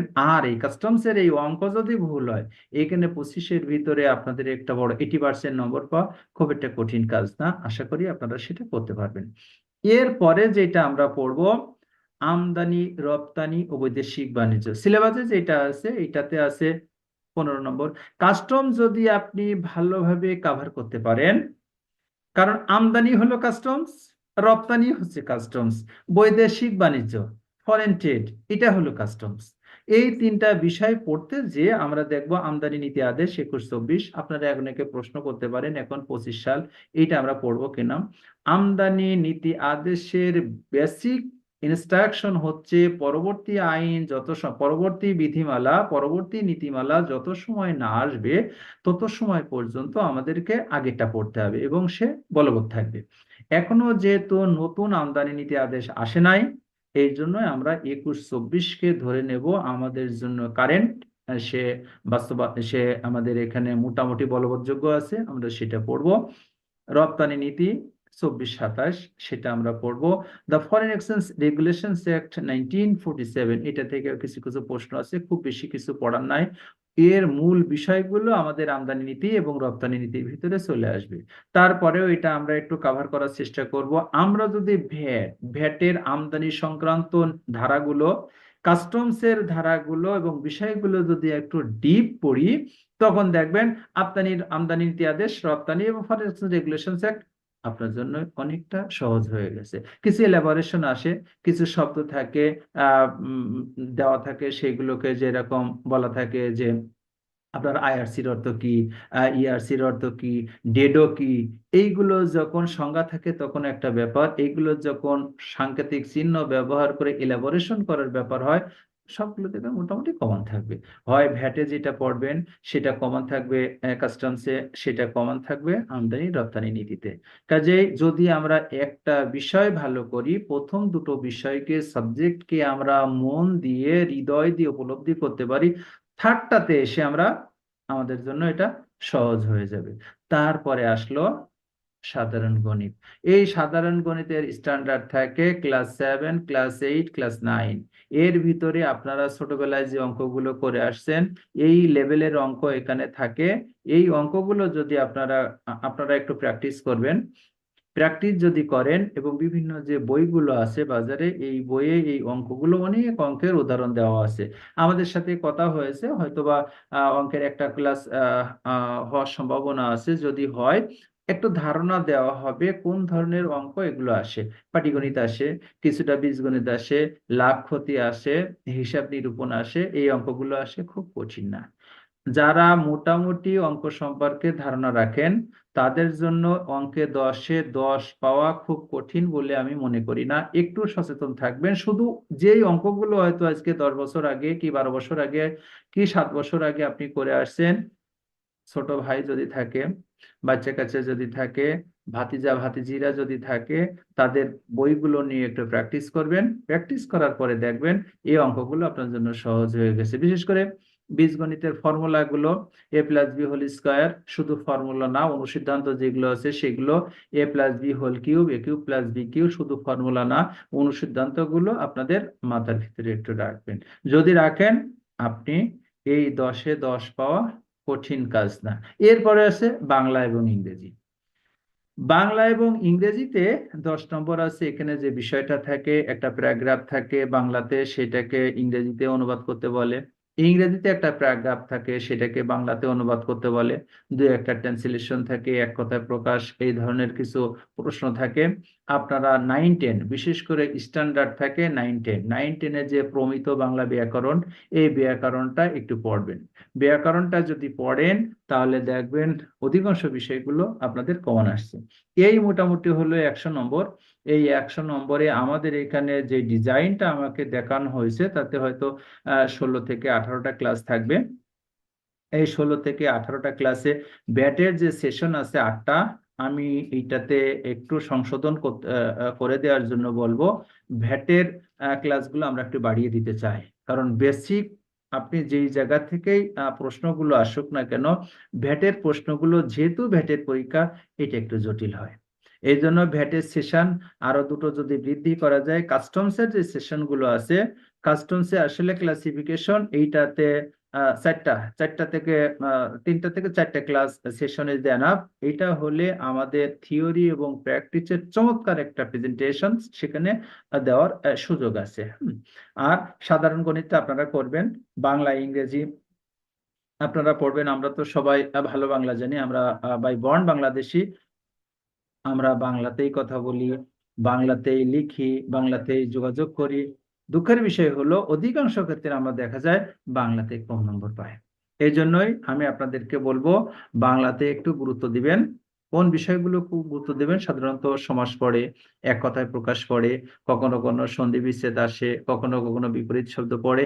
একটা বিষয় কমন থাকে, সেটা হচ্ছে একটা ইংরেজি ইংরেজি প্যারাগ্রাফ থাকবে, সেটা আপনাকে বাংলায় অনুবাদ করতে হবে এবং এই অনুবাদটা আসে অতি সাম্প্রতিক যে ঘটনাগুলো ঘটছে, বই পড়ে সাধারণত এগুলো আপনারা পাবেন না।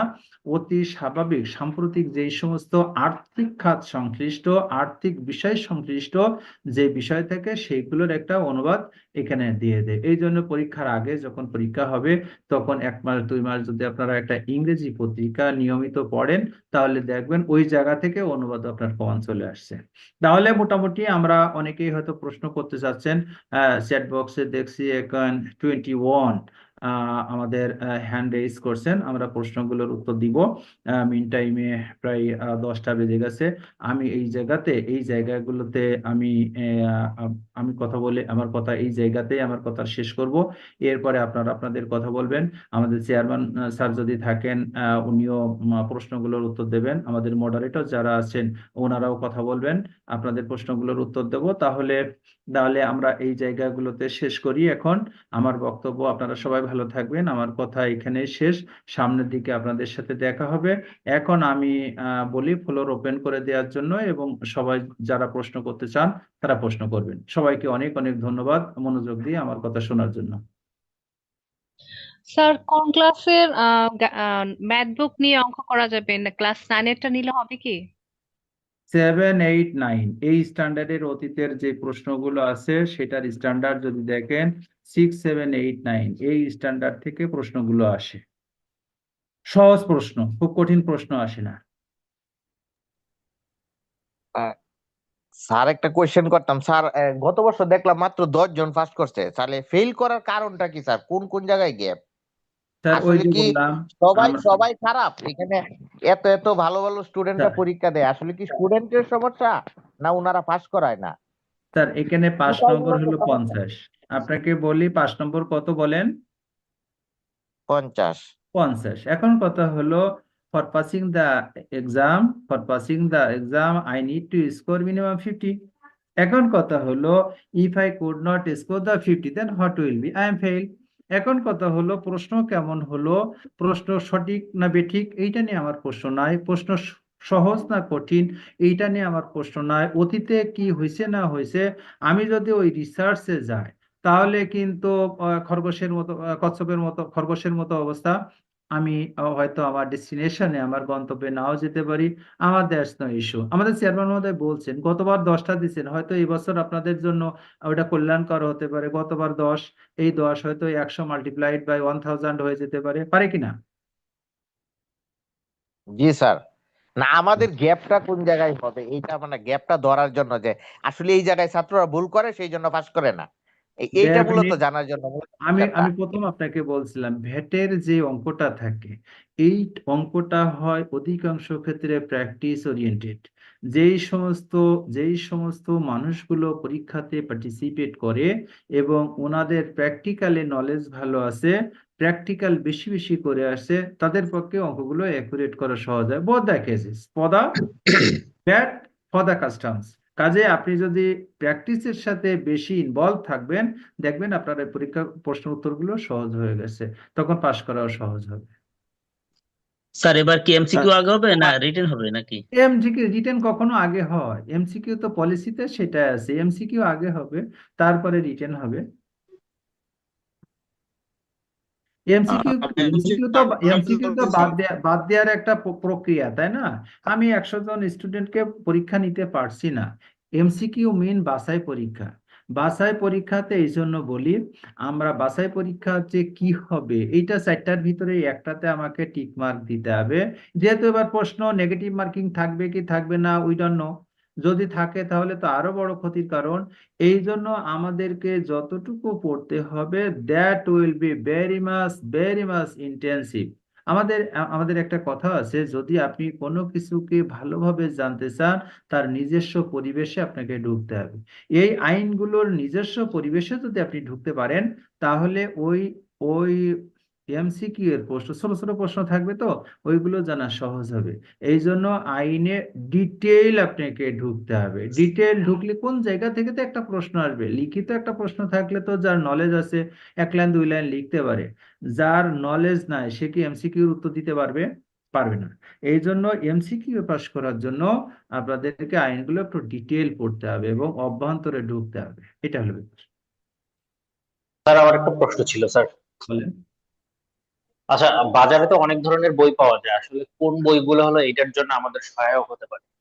উম, আমাদের আমাদের ডক্টর আব্দুর রউফ স্যারের বই আছে সহজ ভাষায় নতুন ভ্যাট আইন।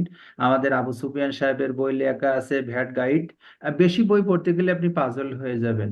এই দুটো বইয়ের যে কোনো একটা বই কেনেন আপনার জন্য, that will be very much good.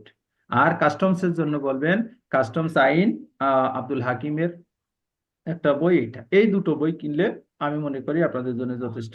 কি কি বললাম? ডক্টর আব্দুর রউফ স্যার সহজ ভাষায় নতুন ভ্যাট আইন, আবু সুফিয়ান ও মোহাম্মদ সাকির আহমেদ ওনার বইয়ের নাম হচ্ছে ভ্যাট গাইড, এবং আব্দুল হাকিম কাস্টমস আইন। এই তিনটা বই মনে থাকবে? বলেন তো কি বললাম? আমার কথা কি শুনতে পেয়েছেন কিনা? জি স্যার, শুনতে পারছি। ওকে, এইগুলো এই স্যার তিনটা বই। আবার বেশি একটু বই বলবেন, কিনতে যাবেন না, আবার বেশি একটু বই বলবেন, আমরা নোট করবো স্যার, একটু আবার ফাইন নোট। লেখেন। সহজ ভাষায় নতুন ভ্যাট আইন, সবাই একটু লেখেন সহজ ভাষায় নতুন ভ্যাট আইন, ডক্টর আব্দুর রউফ।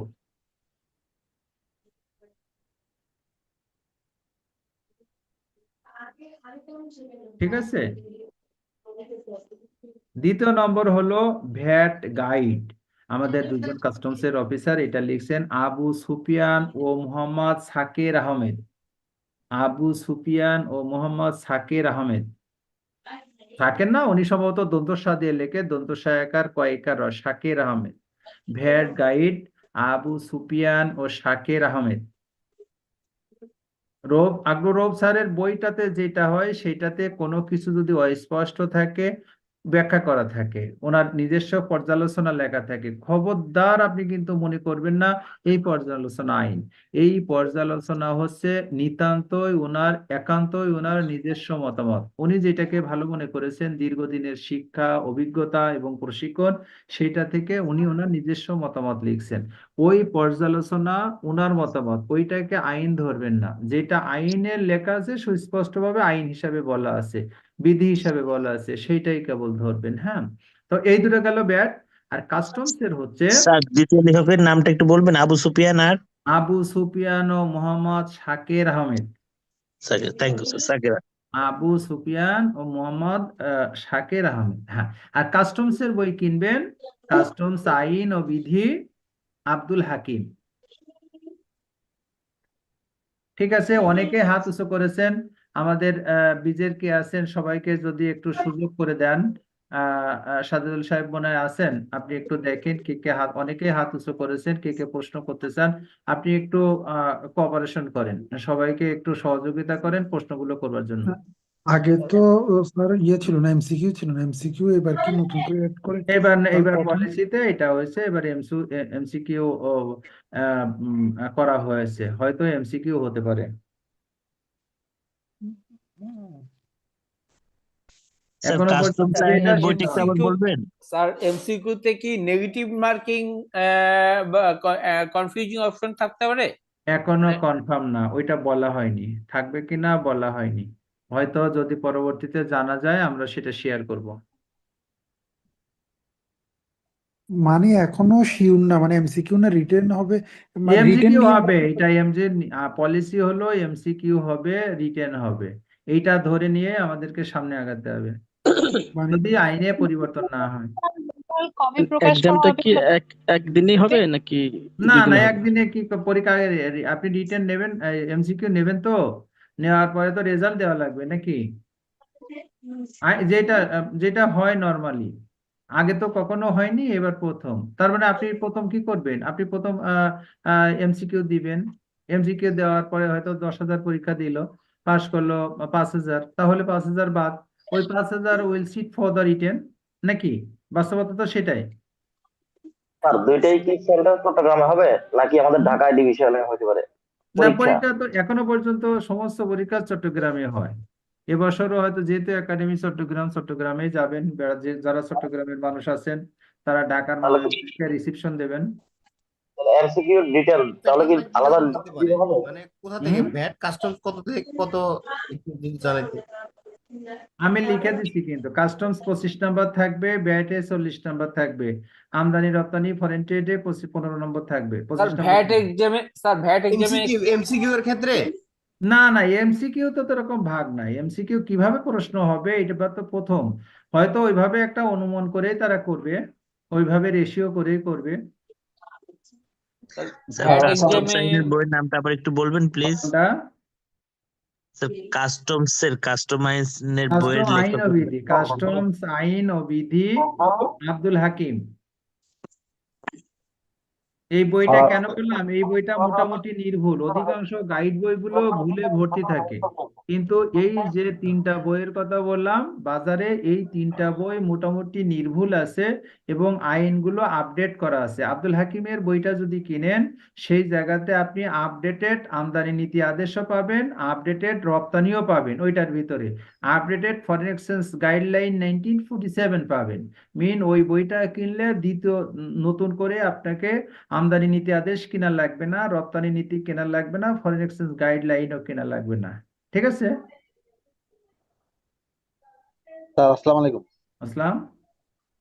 স্যার এই দেখা যায় কি যে এনবিআর যে পরীক্ষাটা, যেমন আইটিপিটা হয় বিশেষ কর একাডেমি, এই হুম বছর পাস হচ্ছে 12,500, হুম পরীক্ষার মতো ছিল হলো 16,000। আর হুম মূসক পরামর্শকটা নেয় হলো ভ্যাট এবং এক্সাইজ একাডেমি চিটাগাং। হুম এবং দেখা যায় যে 2310-এর মধ্যে মাত্র পাস করেছে 10 জন।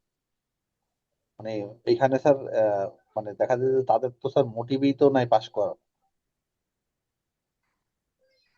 শোনেন, এখন কথা হলো, আমরা মুসলমান আছি না? আপনি হিন্দু না মুসলমান? স্যার আমি মুসলমান স্যার। আপনি মুসলমান। আমরা মুসলমান হিসেবে গায়েবে বিশ্বাস করি, করি না? মুসলমান হিসেবে গায়েবে যদি বিশ্বাস না করে, তার কি ইমান থাকবে? আল্লাহকে আপনি দেখছেন? না স্যার। আপনি দেখেন, আপনি কি কিয়ামত দেখছেন? না স্যার। আপনার পুলসিরাত হবে, বিচার হবে কিয়ামতের দিন, সেগুলো কি হবে? আপনি তো দেখেননি, কেউ দেখেনি, কিন্তু এগুলোতে বিশ্বাস করি কিনা?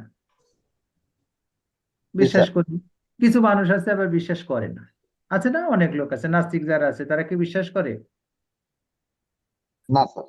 এখানে এখানে যারা বিশ্বাস করে তাদের বক্তব্য হলো, যদি তুমি ভালো কাজ করো করো ওই যে বিচার হবে পরকালে, পরলোকে, সেইটার জন্য তুমি রিওয়ার্ড পাবা।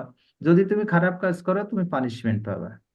তো যারা এটা বিশ্বাস করে না, তারা তো বলে যে এটা কথা ঠিক না, ভুয়া কথা।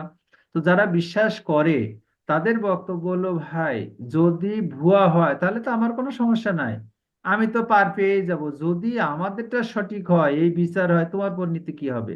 তুমি তো পানিশড হবা। এই জন্যই আমরা কি করব, অতীতে কি হয়েছে না হয়েছে, কি হবে না হবে, দ্যাটস নো ইস্যু। গতবার 10টা পাস করছে, এই জন্য আমি পরীক্ষা দেব না, মনটা খারাপ, এটা আমি করব না। গতবার 10টা পাস করছে, আমি চেষ্টা করব ওই 10 জনের ভিতরে আমি কেন একজন হব না। এইবার ওই 10 জন পাস করাতে যে যদি 1000 পাস হয়, তাহলে আমি পাস করে যাব। আর যে বিশ্বাস করছিল না, যে সে মনে করছিল গতবার তো 10 জন পাস করাইছে, এবার হয়তো একজনও করাবে না, সে পরীক্ষা দিল না। তো সে পরীক্ষা দিল না, আপনি পরীক্ষা দিলেন, আপনি ভালো প্রস্তুতি নিয়ে পরীক্ষা দিলেন, আপনি পাস করে গেলেন, আপনি কনসালটেন্ট হয়ে গেলেন। তাহলে যে পরীক্ষা দিল না আর আপনি যে দিলেন, আপনারা দুইজন কি এক? ঠিক আছে স্যার। না। এই জন্যই ওই প্রশ্ন আমার দরকার নাই। আমার দরকার হলো, last year 10 people has been passed, this year maybe past 10. I the Habibur Rahman, why will not be the number on among this that source of 10? Maybe। আর যদি ওই জায়গায় 10-এর জায়গায় 1000 হয়, তাহলে তো আমার জন্য পথ প্রশস্ত হয়ে গেল। এই জন্যই আমরা চেষ্টা করব সর্বোচ্চ পরিশ্রম দিয়ে আমার মেধাকে কাজে লাগায়ে পরীক্ষাকে সর্বোচ্চ সফলভাবে দেওয়ার জন্য এবং পাশ করার জন্য। আচ্ছা, এই পরীক্ষাটা দিতে গেলে দেখা যায় যে আমরা চান্সের কতবার অ্যাটেম্প নিছিলাম, এবং দেখা যায় মানে প্রচুর স্যার রাত জেগে পড়াশোনা করছি। আমি একটা চাকরি করি, দেখা দেখি যে অফিসের ছুটি টুটি নিয়ে ম্যানেজ করে চিটাগাং গেছি, সেখানে স্যার দেখা যায় যে একটা কষ্ট আমার করতে হয়েছে। আবার বিভিন্ন জায়গায় ট্রেন ট্রেন করে কষ্ট করছি, কিন্তু ফলাফল দেখা গেল স্যার মানে তাদের যে অ্যাক্টিভিটি দেখে খুব নিরাশ হয়েছে স্যার। এই কথাগুলো নিয়ে তো আলাপ হলো এত সময়। আপনি দুনিয়াতে কি নেগেটিভও আছে পজিটিভও আছে, তাই সেটা কি না? আশা আছে, হতাশা আছে, নিরাশা আছে, আছে কি না? তো যে নিরাশাবাদী সে সে সবসময় নিরাশার ভিতরে থাকে, যে আশাবাদী সে সবসময় আশার ভিতরে থাকে। ওই টেলিভিশনে একটা অ্যাডভার্টাইজ দেয়, দেখছেন? ওই এক ছেলে আর এক মেয়ে এক জায়গায় বসে আছে। তো সেই জায়গায় কি হচ্ছে, সূর্য একেবারে লাল টকটকে পটে চলে গেছে পশ্চিম দিগন্তে, এবং এই সূর্যে যখন লাল হয়ে গেছে তখন এক ঝাঁক পাখি ওই সূর্যের নিচে দিয়ে উড়ে যাচ্ছে। তো তখন মেয়েটা ছেলেকে বলছে, তুমি কি কিছু দেখো? তাহলে যে হ্যাঁ দেখি। কয় কি দেখি? কয় এটা পাখি উড়ে যাচ্ছে, সূর্য ডুবে যাচ্ছে। ছেলেটা মেয়েকে বলছে, তুমি কি কিছু দেখো? হ্যাঁ আমি দেখি। কয় তুমি কি দেখো? কয় আমি দেখি একটা সুন্দর চেইন, তার ভিতরে একটা লকেট বসানো আছে। ঠিক আছে? তো যে যেইভাবে চিন্তা করবে পরিণতিটা সেই রকম হবে। ঠিক আছে? আমি যদি চিন্তা করি গত বছর দেই নাই, আমি এবারও দেব না, এবার আমি পরীক্ষা দেব না, আসলে বিষয়টা হচ্ছে এরকম যে স্যার, ভ্যাট আইন খুব প্র্যাকটিক্যাল বেসড, কিন্তু পড়া হয় থিওরি মুখস্থ করে। VAT act, rules, SRO order সবই কিন্তু বাস্তব কাজের সাথেই নির্ভরশীল। আহ, আহ, আমরা কিন্তু সেটা সংজ্ঞা মুখস্থ করি, ধারা নম্বর মুখস্থ করি, কিন্তু কেস স্টাডি ক্যালকুলেশন বেসড প্রশ্নে অনেক দুর্বল থাকি। আপনি ঠিকই বলেছেন। Right sir? আপনি আপনি ঠিকই বলেছেন, থিওরি আপনাকে পড়তেই হবে, কিন্তু শুধু থিওরি যদি মুখস্থ করেন, আপনি তাহলে হবে না। স্টাডিতে না যান, আপনি প্র্যাকটিস যেটা বললাম, session will be very much, teaching will be very much, আবার স্যার লার্নিং উইল বি প্রশ্নে ভেরি মাচ। প্রশ্নে আসে এসআরও সার্কুলার লেটেস্ট অ্যামেন্ডমেন্ট থেকে। অর্ডিনারি পরীক্ষার্থীরা মানে আমরা সাধারণত পুরনো নোট পড়ে বা আপডেট এসআরও পড়ে না না পড়ে আমরা হচ্ছে পরীক্ষা দিতে চলে যাই। অথচ ভ্যাট আইন প্রায় পরিবর্তন হয়, একটা নতুন এসআরও থেকেই 10 থেকে 15 নম্বরের প্রশ্ন আসে মনে হয়। আমরা সে কথা কিন্তু বলছি, যেই বিষয়গুলো সংশোধন হয়, মডিফিকেশনস হয়, এনরিচ হয়, সেইগুলো থেকে প্রশ্ন বেশি আসে। আমাদের আবার স্যার, ক্লাসগুলোতে আমরা সেইটাতেই ফোকাস করার চেষ্টা করব। হ্যাঁ আবার sir numerical and return based প্রশ্নেও ভয় পাই। যেমন স্যার কমন সমস্যা হচ্ছে ভ্যাট পেবল হিসাব, টার্নওভার বনাম ভ্যালু এডিশন, মূসক 9.1 আর 9.2 লজিক, এই এই সবগুলা নিয়ে একটু সমস্যা। এই অঙ্ক আসবে না ভেবে স্কিপ করে অনেকে, কিন্তু পরীক্ষায় 30 থেকে 40% মার্কস এখানে থেকেই আসে স্যার। ঠিক বলেছি স্যার? অনি সাহেব, আপনি কি প্রশ্ন করতে চাইছিলেন? আপনি কি আপনার প্রশ্ন আছে না পেয়ে গেছেন? অনি। আনাম হুসাইন, আনাম হুসাইন বলেন।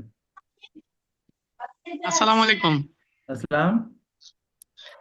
স্যার, আমার একটা কোয়েশ্চেন হয়তো বা এটা প্র্যাকটিক্যালি যেটা আমরা ফেস করি স্যার, যেটা বর্তমানে দেখা যায় যে অনেকগুলা ইয়াতে প্রতিষ্ঠানে ইএফডি মেশিন অথবা পজ মেশিন ইউজ করা হয় স্যার। এই ক্ষেত্রে যদি কোনো কোম্পানির জন্য অথবা কোম্পানির যদি এই এক্সপেন্সটা হয়ে থাকে, এক্সপেন্স কোম্পানির কোনো কিছু প্রোডাক্ট পারচেজ করার জন্য, প্রোডাক্ট পারচেজ করে যদি ইএফডি মেশিন অথবা পজ মেশিন থেকে যে চালানটা ইস্যু করা হয় সেটা নেয়, এই ক্ষেত্রে স্যার চালানের মধ্যে কোম্পানির কোনো অ্যাড্রেস অথবা কোম্পানির বিন নাম্বারটা দেওয়া হয় না, এটা কি কোম্পানি এক্সপেন্স ডিমান্ড করতে পারবে?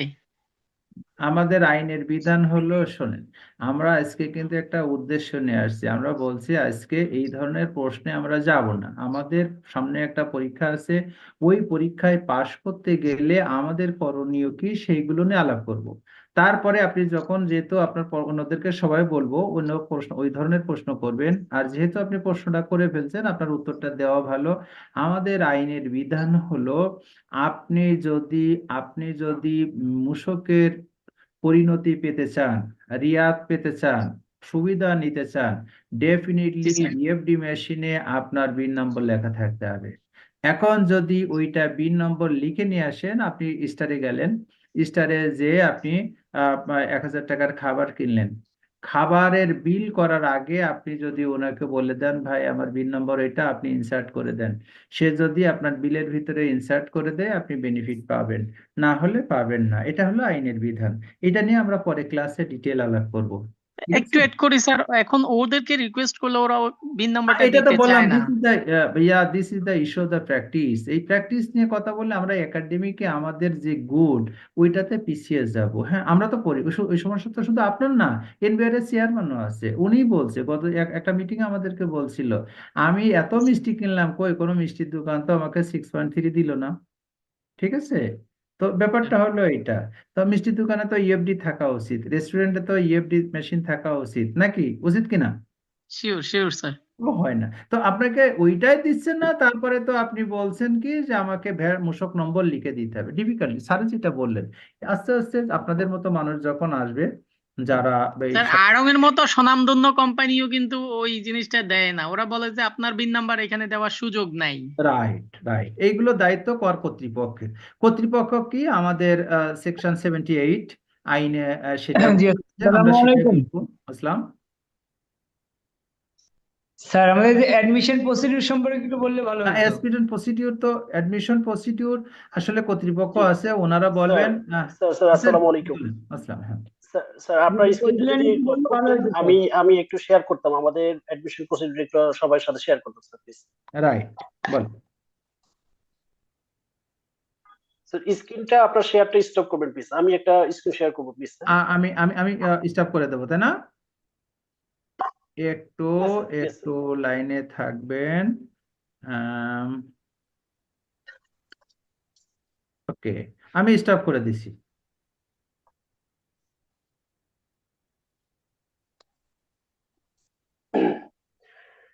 জি, থ্যাংক ইউ সবাইকে, অসংখ্য ধন্যবাদ আজকে সেশনটিতে যুক্ত হয়েছেন এবং এখন পর্যন্ত যারা যুক্ত আছেন।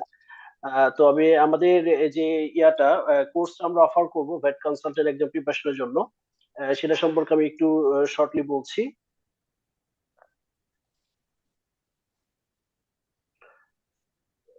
আমাদের কোর্সে রাখা হয়েছে টোটাল 20টা সেশন থাকবে। মডেল টেস্ট থাকবে 2টি, যেখানে ভ্যাটের উপরে ক্লাস থাকবে টোটাল 10টি ক্লাস, কাস্টমস এর উপরে 6টি ক্লাস, আমদানি রপ্তানির উপর 3টি ক্লাস থাকবে, এবং সাধারণ গণিত, বাংলা, ইংলিশ এগুলো মিলে একটা ক্লাস থাকবে, একটা ওভারভিউ সেশন থাকবে। টোটাল 20টি ক্লাস, 2টি মডেল টেস্ট থাকবে। যেখানে সেশন হবে হাইব্রিড বলতে অনলাইন থাকবে, ফিজিক্যালও থাকবে। এখানে আমরা অনলাইন ক্লাস রাখার ট্রাই করেছি 16টা সেশন অনলাইনে হবে, এবং অফলাইন হবে 4টা সেশন, 2 দিনে 4টা সেশন হবে। হ্যাঁ, ফুল ডে হবে। এই হচ্ছে সেশন সংখ্যা। এবং অনলাইন ক্লাসটা হবে সপ্তাহে 2 দিন রাখা হয়েছে, এটা সানডে এবং টুইসডে, এবং ক্লাসগুলো হবে রাত 9টা হবে। প্রতিটা সেশন 1.5 থেকে 2 ঘন্টা হবে। এখন এই সেশনটা কভার করতে গিয়ে যদি সিলেবাসের কোনো কিছু বাকি থাকে, যদি অতিরিক্ত কোনো সেশনের প্রয়োজন হয়, আমরা সেটাও অ্যাডজাস্ট করব। এখানে আমাদের কোর্স ফিটা যেটা নির্ধারণ করা হয়েছে, এটা regular fee 10,000, but early bird offer থাকবে 5,000 টাকা থাকবে। বাট আজকে যারা প্রেজেন্ট আছেন, ওয়েবিনারে যারা প্রেজেন্ট আছেন, তাদের জন্য একটা স্পেশাল অফার থাকবে, সেটা হচ্ছে অনলি 4,000 টাকা। 4,000 টাকা, সেটা আগামী কালকের মধ্যেই যারা ভর্তিটা কনফার্ম করবেন, আমরা চ্যাট বক্সে একটা অ্যাপ্লিকেশন ফর্ম দিয়েছি, সেটা ফিল আপ করে রাখতে পারেন। কালকের মধ্যে যারা কনফার্ম করবেন তাদের জন্য আমরা 4,000 টাকা রাখবো। এবং সেই সাথে আমাদের চেয়ারম্যান স্যারকে আমরা একটা রিকোয়েস্ট করেছি অ্যাকাউন্টস ফাইন্যান্সের একটা ফান্ডামেন্টাল একটা সেশন কোর্স নেওয়ার জন্য, যেখানে 3 থেকে 4টা সেশন থাকবে, এটা টোটালি ফ্রি পাবেন। হ্যাঁ, এই ছিল ডিটেলস। এবং পেমেন্ট মেথডটা হচ্ছে আমাদের বিকাশ, নগদ আমরা অ্যাকসেপ্ট করছি, এবং ব্যাংক ডিটেলস আছে। এই ছিল কোর্স ডিটেলস। তো কোর্স সম্পর্কে যদি কোনো কোয়ারি থাকে আমাকে কোশ্চেন করতে পারেন প্লিজ। জি ভাই, আমার একটা কোয়ারি ছিল ভাই। শিওর। হ্যাঁ, আমি একটু আগে এটা জয়েন কি করছি, আমি জানতাম 9টার দিকে, কিন্তু আমি আসলে অ্যাটেন্ড করতে পারি। এই ক্লাস রেকর্ডিংটা কি দেওয়া যাবে? মানে আমি এটার উপর বেস দেখে আমি আগামীকাল রেজিস্ট্রেশনে নিব, তাহলে মানে আমি ওভারঅল সিনারিওটা দেখতে পারিনি আপনাদের এই আজকের প্রেজেন্টেশনটা। অবশ্যই আমরা শেয়ার করব, রেকর্ডিং শেয়ার করব, সমস্যা তাহলে নেই। কাইন্ডলি একটু রেকর্ডিং শেয়ার দিন, তাহলে ওটা উপর বেস করে কালকে আমি দেখি ইনিশিয়েটিভ নিব। ওকে ভাই, এইটা কি সিএফও ক্লাসের যেদিন এই 2টা দিন কি সেদিন পড়ে যাচ্ছে ভাই প্লিজ। হ্যাঁ, তাহলে সানডে তো টুইসডে ক্লাস থাকে আমাদের সিএফও কোর্সে। সমস্যা নেই, যারা একটু সিএফও কোর্স আছেন দেখেন আমাদের। সিএফও কোর্সের সাথে একটু মানে একটু মিসম্যাচ করা, ডিফারেন্ট ডেটে ফেলানো যায় কিনা একটু দেখেন, যদি সম্ভব হয় আর যদি মানে অসম্ভব হয় তাহলে তো কিছু করার নেই, কারণ আমাদের তো প্রতিদিনই ক্লাস থাকে। সাজুল বুঝতে পারছেন? জি যারা স্যার, সিএফও বুঝতে পেরেছি। কোর্সের সাথে এডিশনাল অ্যাড হতে চায় তাদের জন্য দেখেন এটা একটু অন্যভাবে অল্টারনেটিভলি করা যায় কিনা। না করতে পারলে আসলে ওনাদেরকে বলতে হবে যে না, সবগুলো ক্লাস কোইন্সিডেন্ট করবে, মানে দু একটা ক্লাস করবে আর কি, সেটা বলে নিয়ে না, প্লিজ প্লিজ। আচ্ছা, শিওর। আরেকটা কথা, ওটা এটা কবে থেকে কবে ডিউরেশন টাইমটা আমাদের সিএস ক্লাসটাও তাহলে যাওয়ার সাথে ইয়াটা না হয়? আমাদের আমাদের জানুয়ারি থেকে শুরু হবে ক্লাসটা, জানুয়ারির ফার্স্ট উইক থেকে শুরু হবে। আর শেষ হবে কবে? আচ্ছা, টোটাল ক্লাস তো 20টা, এটা সপ্তাহে 2টা করে ক্লাস থাকবে। সেক্ষেত্রে হচ্ছে আর 2 মান্থ লাগবে। যদি এটা এক্সাম ডেটটা এসে যায়, এটা সপ্তাহে 3 দিনও হতে পারে। হ্যাঁ, এক্সাম ডেটটা যদি আর্লি হয়। এক্সাম ডেট আসবে, আসলে আগানো হবে, এবং ফিজিক্যাল ক্লাসগুলো নিলে তো আপনি আরো আগায় যাবে। মানে আমরা চেষ্টা করব যে আপনাদের ক্লাসগুলো মানে অ্যাবজর্ব করে এবং যত দ্রুত শেষ করা যায়। এক্সাম টাইম তো আমরা জানবো, আমরা আগের থেকে, আপনারা জানার আগে আমরা তথ্য পাবো যে কবে হতে পারে, সেই অনুযায়ী আমরা ক্লাসের সংখ্যা এবং ফ্রিকোয়েন্সি এবং ফিজিক্যাল ক্লাস এবং ডিজিটাল মানে হাইব্রিড ক্লাসটা অ্যাডজাস্ট করবো, তাই তো সাজিদুল? জি, রাইট স্যার। আচ্ছা, ওকে, ঠিক আছে। ফিজিক্যাল জেনারেলি ক্লাসটা কি মাসে হয়? সুবিধা হবে। ফিজিক্যাল ক্লাস সরি, বুঝিনি। সার্কুলারটা একটু লাগবে আমাদের। রাখতে পারবেন? সরি, কথা বুঝতে পারছি না। ফিজিক্যাল ক্লাসে যদি কথা থাকে, আমরা ফিজিক্যাল ক্লাসটা ফ্রাইডে করব। যদি করি সেটা ফ্রাইডে হবে ফিজিক্যাল ক্লাস। আর সার্কুলারটা কি দেওয়া যাবে? সার্কুলার হ্যাঁ, সার্কুলারটাও দেওয়া যাবে। আমরা হোয়াটসঅ্যাপ গ্রুপে আপনারা যারা যুক্ত আছেন, আমরা সার্কুলার সহ আমাদের কোর্সের ডিটেইলস সহ আমরা শেয়ার করব ইনশাআল্লাহ। ফিজিক্যাল ক্লাসটা ফ্রাইডে নিলে আমাদের সিএস যারা চার্টার সেক্রেটারিজ করতেছে তাদের আবার ফ্রাইডে, আমাদের তো জানুয়ারি সেশনে পরীক্ষা সব ফ্রাইডেই রাখছে, ফ্রাইডে এবং স্যাটারডেটা। অবশ্যটা আচ্ছা আচ্ছা। দিনের বেলায় করলে ঝামেলা হয়ে যাবে। সেক্ষেত্রে এটা এটা আচ্ছা, ঠিক আছে, এটা নিয়ে আমরা কথা বলতে পারি। আমরা তো অনলাইন তো সেশন আমাদের রেকর্ডিং দেখতে পারবেন, সমস্যা নেই। ফিজিক্যালটা খুব করলে আমাদের জন্য ওটা ফ্রুটফুল হবে বেশি, ফিজিক্যাল ক্লাসটা অনলাইন বেস থেকে। ওখানে কোশ্চেন হ্যাঁ, আনসারটা বলা যাবে। জি, বাট সম্পূর্ণ কোর্সটা ফিজিক্যালি আসলে করাটা কষ্টকর। সম্পূর্ণ অনেকেই নয়, আছেন। যতটুকু বেশি পাওয়া যায় হ্যাঁ আমাদের হ্যাঁ, সাথে যে। জি জি, আমরা ট্রাই করবো ইনশাআল্লাহ। ইনশাআল্লাহ ফিজিক্যালি যতটা ক্লাস রাখা যাবে ট্রাই করবো। আচ্ছা, আরজেএসসি এর সঙ্গে এটা ওভারল্যাপিং করবে কিনা, আমরা যারা আরজেএসসি তে ভর্তি হয়ে আছি? আমার মনে হয় মানডে টু ওয়েডনেসডে করলে বোধহয় ভালো হয়। আর জেনারেলি পরীক্ষাটা কোন মাসে হয়? না, পরীক্ষাটা হয়তো রিসেন্টলি হবে। আপনার ওই এখন নির্বাচনের আগে হবে কি না, নির্বাচন হয়তো পরেও যেতে পারে। এটা ডেটটা ওনারাই ফিক্স করবে আর কি। এটা আমরা এখন সরাসরি বলতে পারছি না আর কি। না না, জেনারেলি মানে প্রিভিয়াস অ্যাকর্ডিং অনুযায়ী আপনার আছে না, মেতে হয় বা জুনে হয়, ওইরকম ওইটার জন্য বলছি। এবার তো জুনে হয়েছে, গতবার জুনে এবছর হয়েছে। জুনে হয়েছে। জি। এর আগের বছর?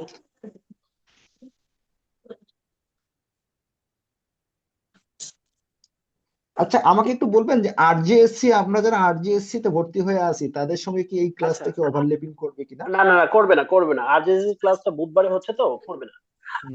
ওকে। জি। তার মানে স্যার আপনার কোনো কোয়ারি থাকলে এই কোর্স করে আমরা মোটামুটি 4-5 মাস সময় পাবো না?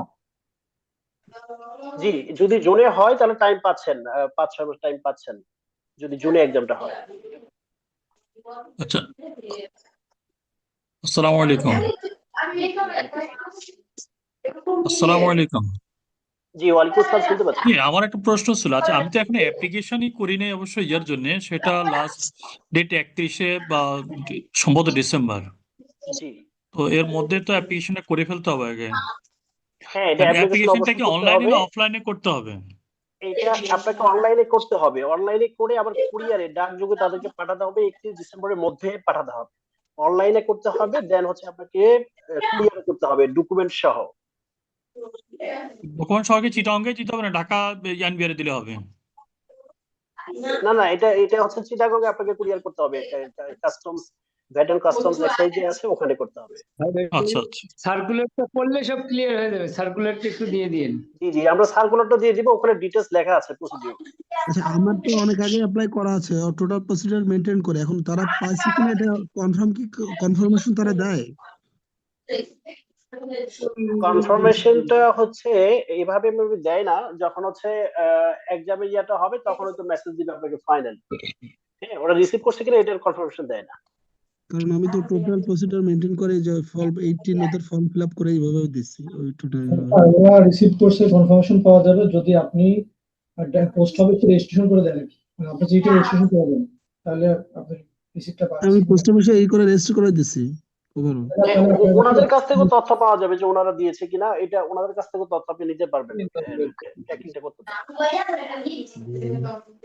আচ্ছা, আর আপনাদের যে চ্যাট বক্সে যে অ্যাপ্লাই সরাসরি ওদের এখানে প্রসিডিউর প্রেজেন্ট করার দিচ্ছেন ওই অ্যাপ্লাই রিয়াটা না, সরাসরি সুযোগ নেই, আপনাকে ডাকযোগে পাঠাতে হবে। হ্যাঁ, ডাক যোগে ফিজিক্যাল পাঠালে ক্লাসটা কি ফুল ডে হবে? হ্যাঁ, ফিজিক্যাল হলে ফুল ডেই হবে, সকাল 10টা থেকে 5টা পর্যন্ত।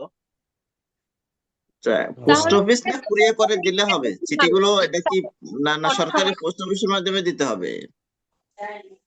এটা ডাকযোগে লেখা আছে, ওনাদেরকে ডাকযোগে পাঠাতে হবে আর কি।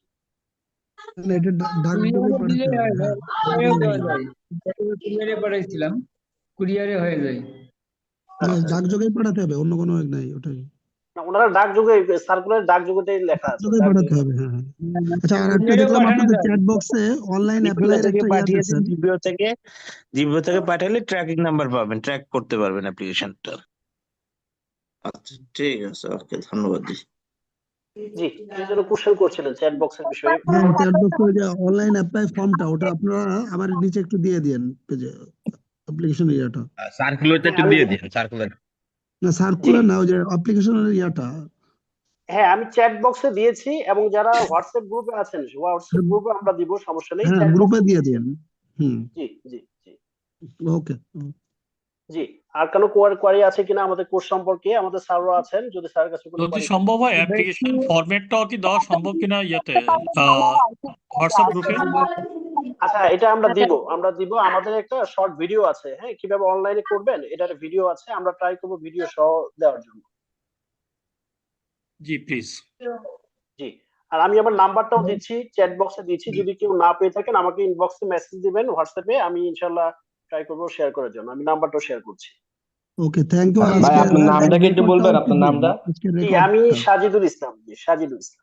সাজিদুল ভাই, হ্যাঁ, ঠিক আছে ভাই। সাজিদুল ভাই, আজকে রেকর্ডটা একটু কাইন্ডলি দিয়েন, আমি মিস করছি তো প্রথম থেকে ক্লাসে। ইনশাআল্লাহ জি, জি আমরা শেয়ার করব। Okay, thank you. জি, ওয়েলকাম। জি, আর কারো কোনো query please? Hello, bKash payment নম্বরটা শেয়ার করবেন কাইন্ডলি।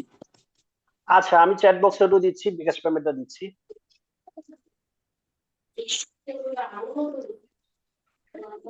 আপনার কন্টাক্ট নাম্বারটাও দিয়ে দিবেন। জায়গাটা কি একসাথে দিতে বিকাশ হবে নাকি ইয়াগুলো তিনটা এটা কি আলাদা? আপনার হোয়াটসঅ্যাপ গ্রুপে দেওয়া সম্ভব? চ্যাট বক্সে তো এটা ক্লোজ করলে থাকবে না, বাট হোয়াটসঅ্যাপ গ্রুপে হ্যাঁ দিলে তো এটা থেকে হ্যাঁ, যাবে। আমরা হোয়াটসঅ্যাপ গ্রুপে দিয়ে দিব, আমরা ডিটেইলস সব দিয়ে দিব, পেমেন্ট নাম্বার সহ সবকিছু দিয়ে দিব। স্যার, আমি অ্যাপ্লিকেশনটা করেছি আপনাদের এই লিংক থেকে। ওকে ওকে, ঠিক আপনার আছে। কাইন্ডলি জি, কন্টাক্ট আমরা নাম্বারটাও দিয়ে দেন চ্যাট বক্সে। শিওর চ্যাট বক্সে আমি কন্টাক্ট নাম্বার দিয়েছি। আমার এখন স্ক্রিন শেয়ার করছে, এটা পেমেন্ট নাম্বার, কেউ স্ক্রিনশট নিতে পারেন পেমেন্ট নাম্বারটা।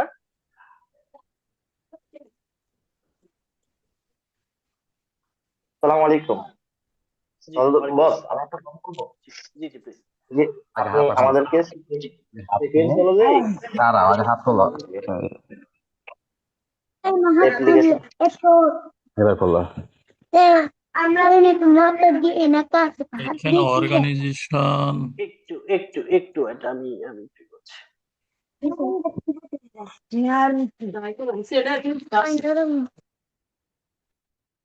জি, কে যেন কোশ্চেন করছিলেন, প্লিজ এখন করুন। আমি আমাদেরকে পর্যায়ক্রমে অ্যাপ্লিকেশন ফর্ম, সার্কুলার প্লাস আপনার শর্ট ভিডিও, এরপরে আপনার পেমেন্ট প্রসিডিওর, আপনার এখানে কোচিং করার জন্য সবগুলো ডিটেলস দিয়ে দিলে সিকোয়েন্স অনুযায়ী, তাহলে আসলে সবাই কোশ্চেনও করবে না, আর ডিটেলস সবাই সবকিছু ইজিলি ওইখান থেকে দেখতে পারবে যার যার মতো করে, যখন সুবিধা হয়। শিওর আমরা শেয়ার করে দেবো ইনশাআল্লাহ। আসসালামু আলাইকুম। জি, ওয়ালাইকুম আসসালাম, প্লিজ। আচ্ছা, যে কোর্সে যে আমরা ফিজিক্যাল ক্লাসের কথা বলা হচ্ছে, যারা চিটাং থেকে জয়েন করবে তাদের ক্ষেত্রে বিষয়টা কিরকম হবে? আচ্ছা, চিটাগাং থেকে যদি আসা সম্ভব হবে, এর আগেও আমাদের ফিজিক্যালি চিটাগাং থেকে অনেকেই আসছেন, যদি আসা সম্ভব হয় অবশ্যই আসবেন, অথবা এটা আমরা ফিজিক্যাল যেটা হবে সেটা অনলাইনেও অ্যাক্সেস দিব, হ্যাঁ, জুমের মাধ্যমে অনলাইনেও আপনি এই ক্লাসে অ্যাটেন্ড করতে পারবেন। আপনাদের অফিসের লোকেশনটা কোথায়? আমাদের অফিস লোকেশন মতিঝিল সিটি সেন্টারে লিফটে 26-এ আমাদের অফিস। Thank you.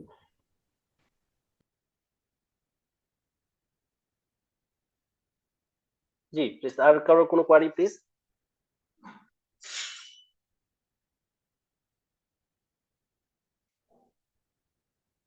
বইগুলো বলেছিলেন হচ্ছে আবু সুফিয়ান আব্দুল রউফ স্যারের আর আব্দুল হাকিম, আর আর কি করে বলেছিলেন? ফিজিক্যাল ক্লাস সবগুলো কি পাই যেতে হবে?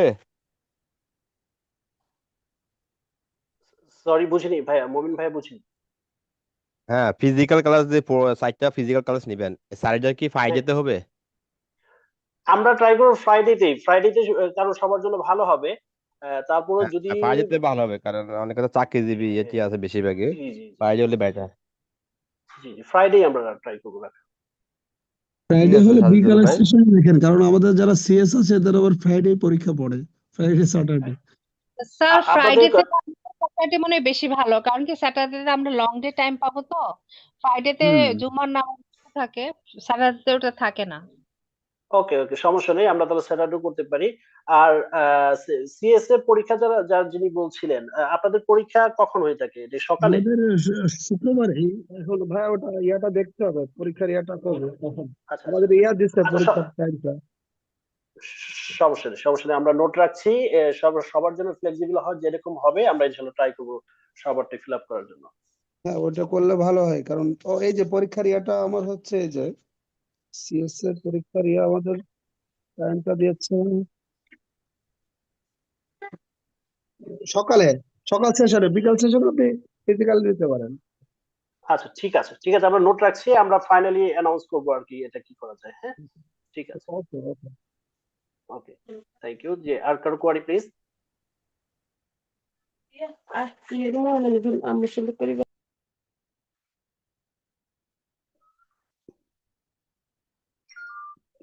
জি, আশা করছি সবার কোশ্চেন কোয়ারি শেষ হয়েছে, সবার যেগুলো জানার দরকার ছিল আপনারা জেনেছেন।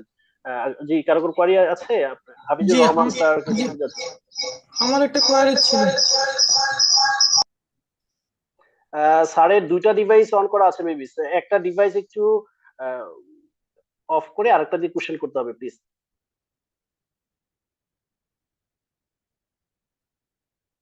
আপনি আনমিউট হয়ে কোশ্চেনটা করেন, আপনি মিউট হয়েছেন, আনমিউট করে কোশ্চেন করেন প্লিজ।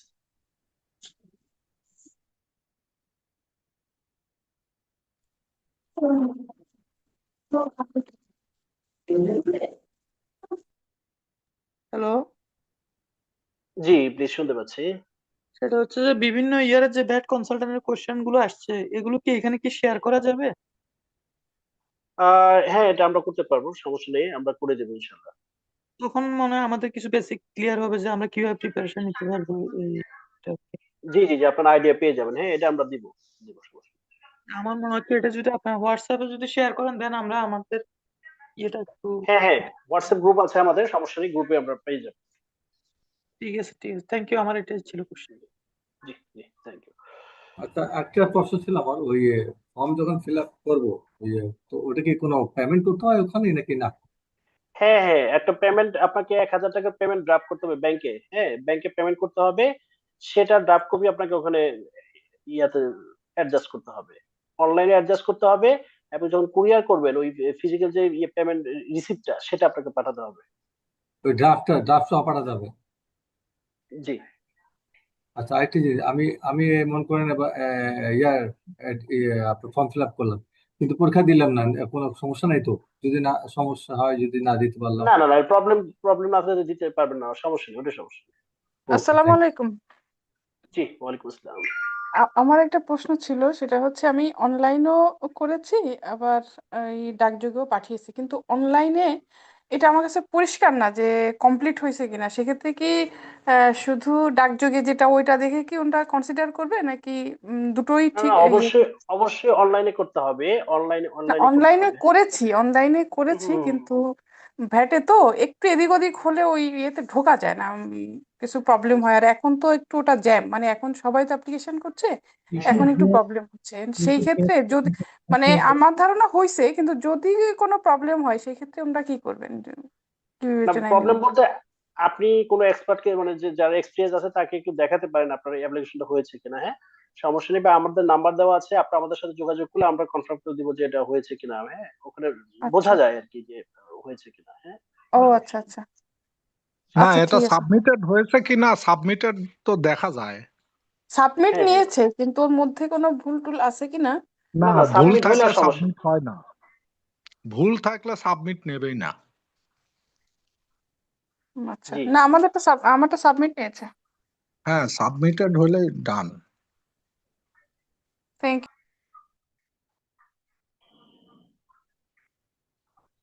জি, আর কারো কোয়ারি আছে প্লিজ?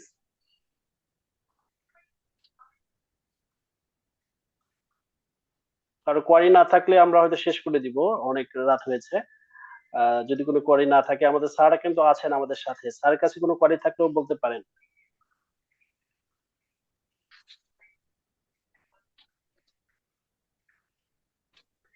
আশা করি কারো কোয়ারি নেই।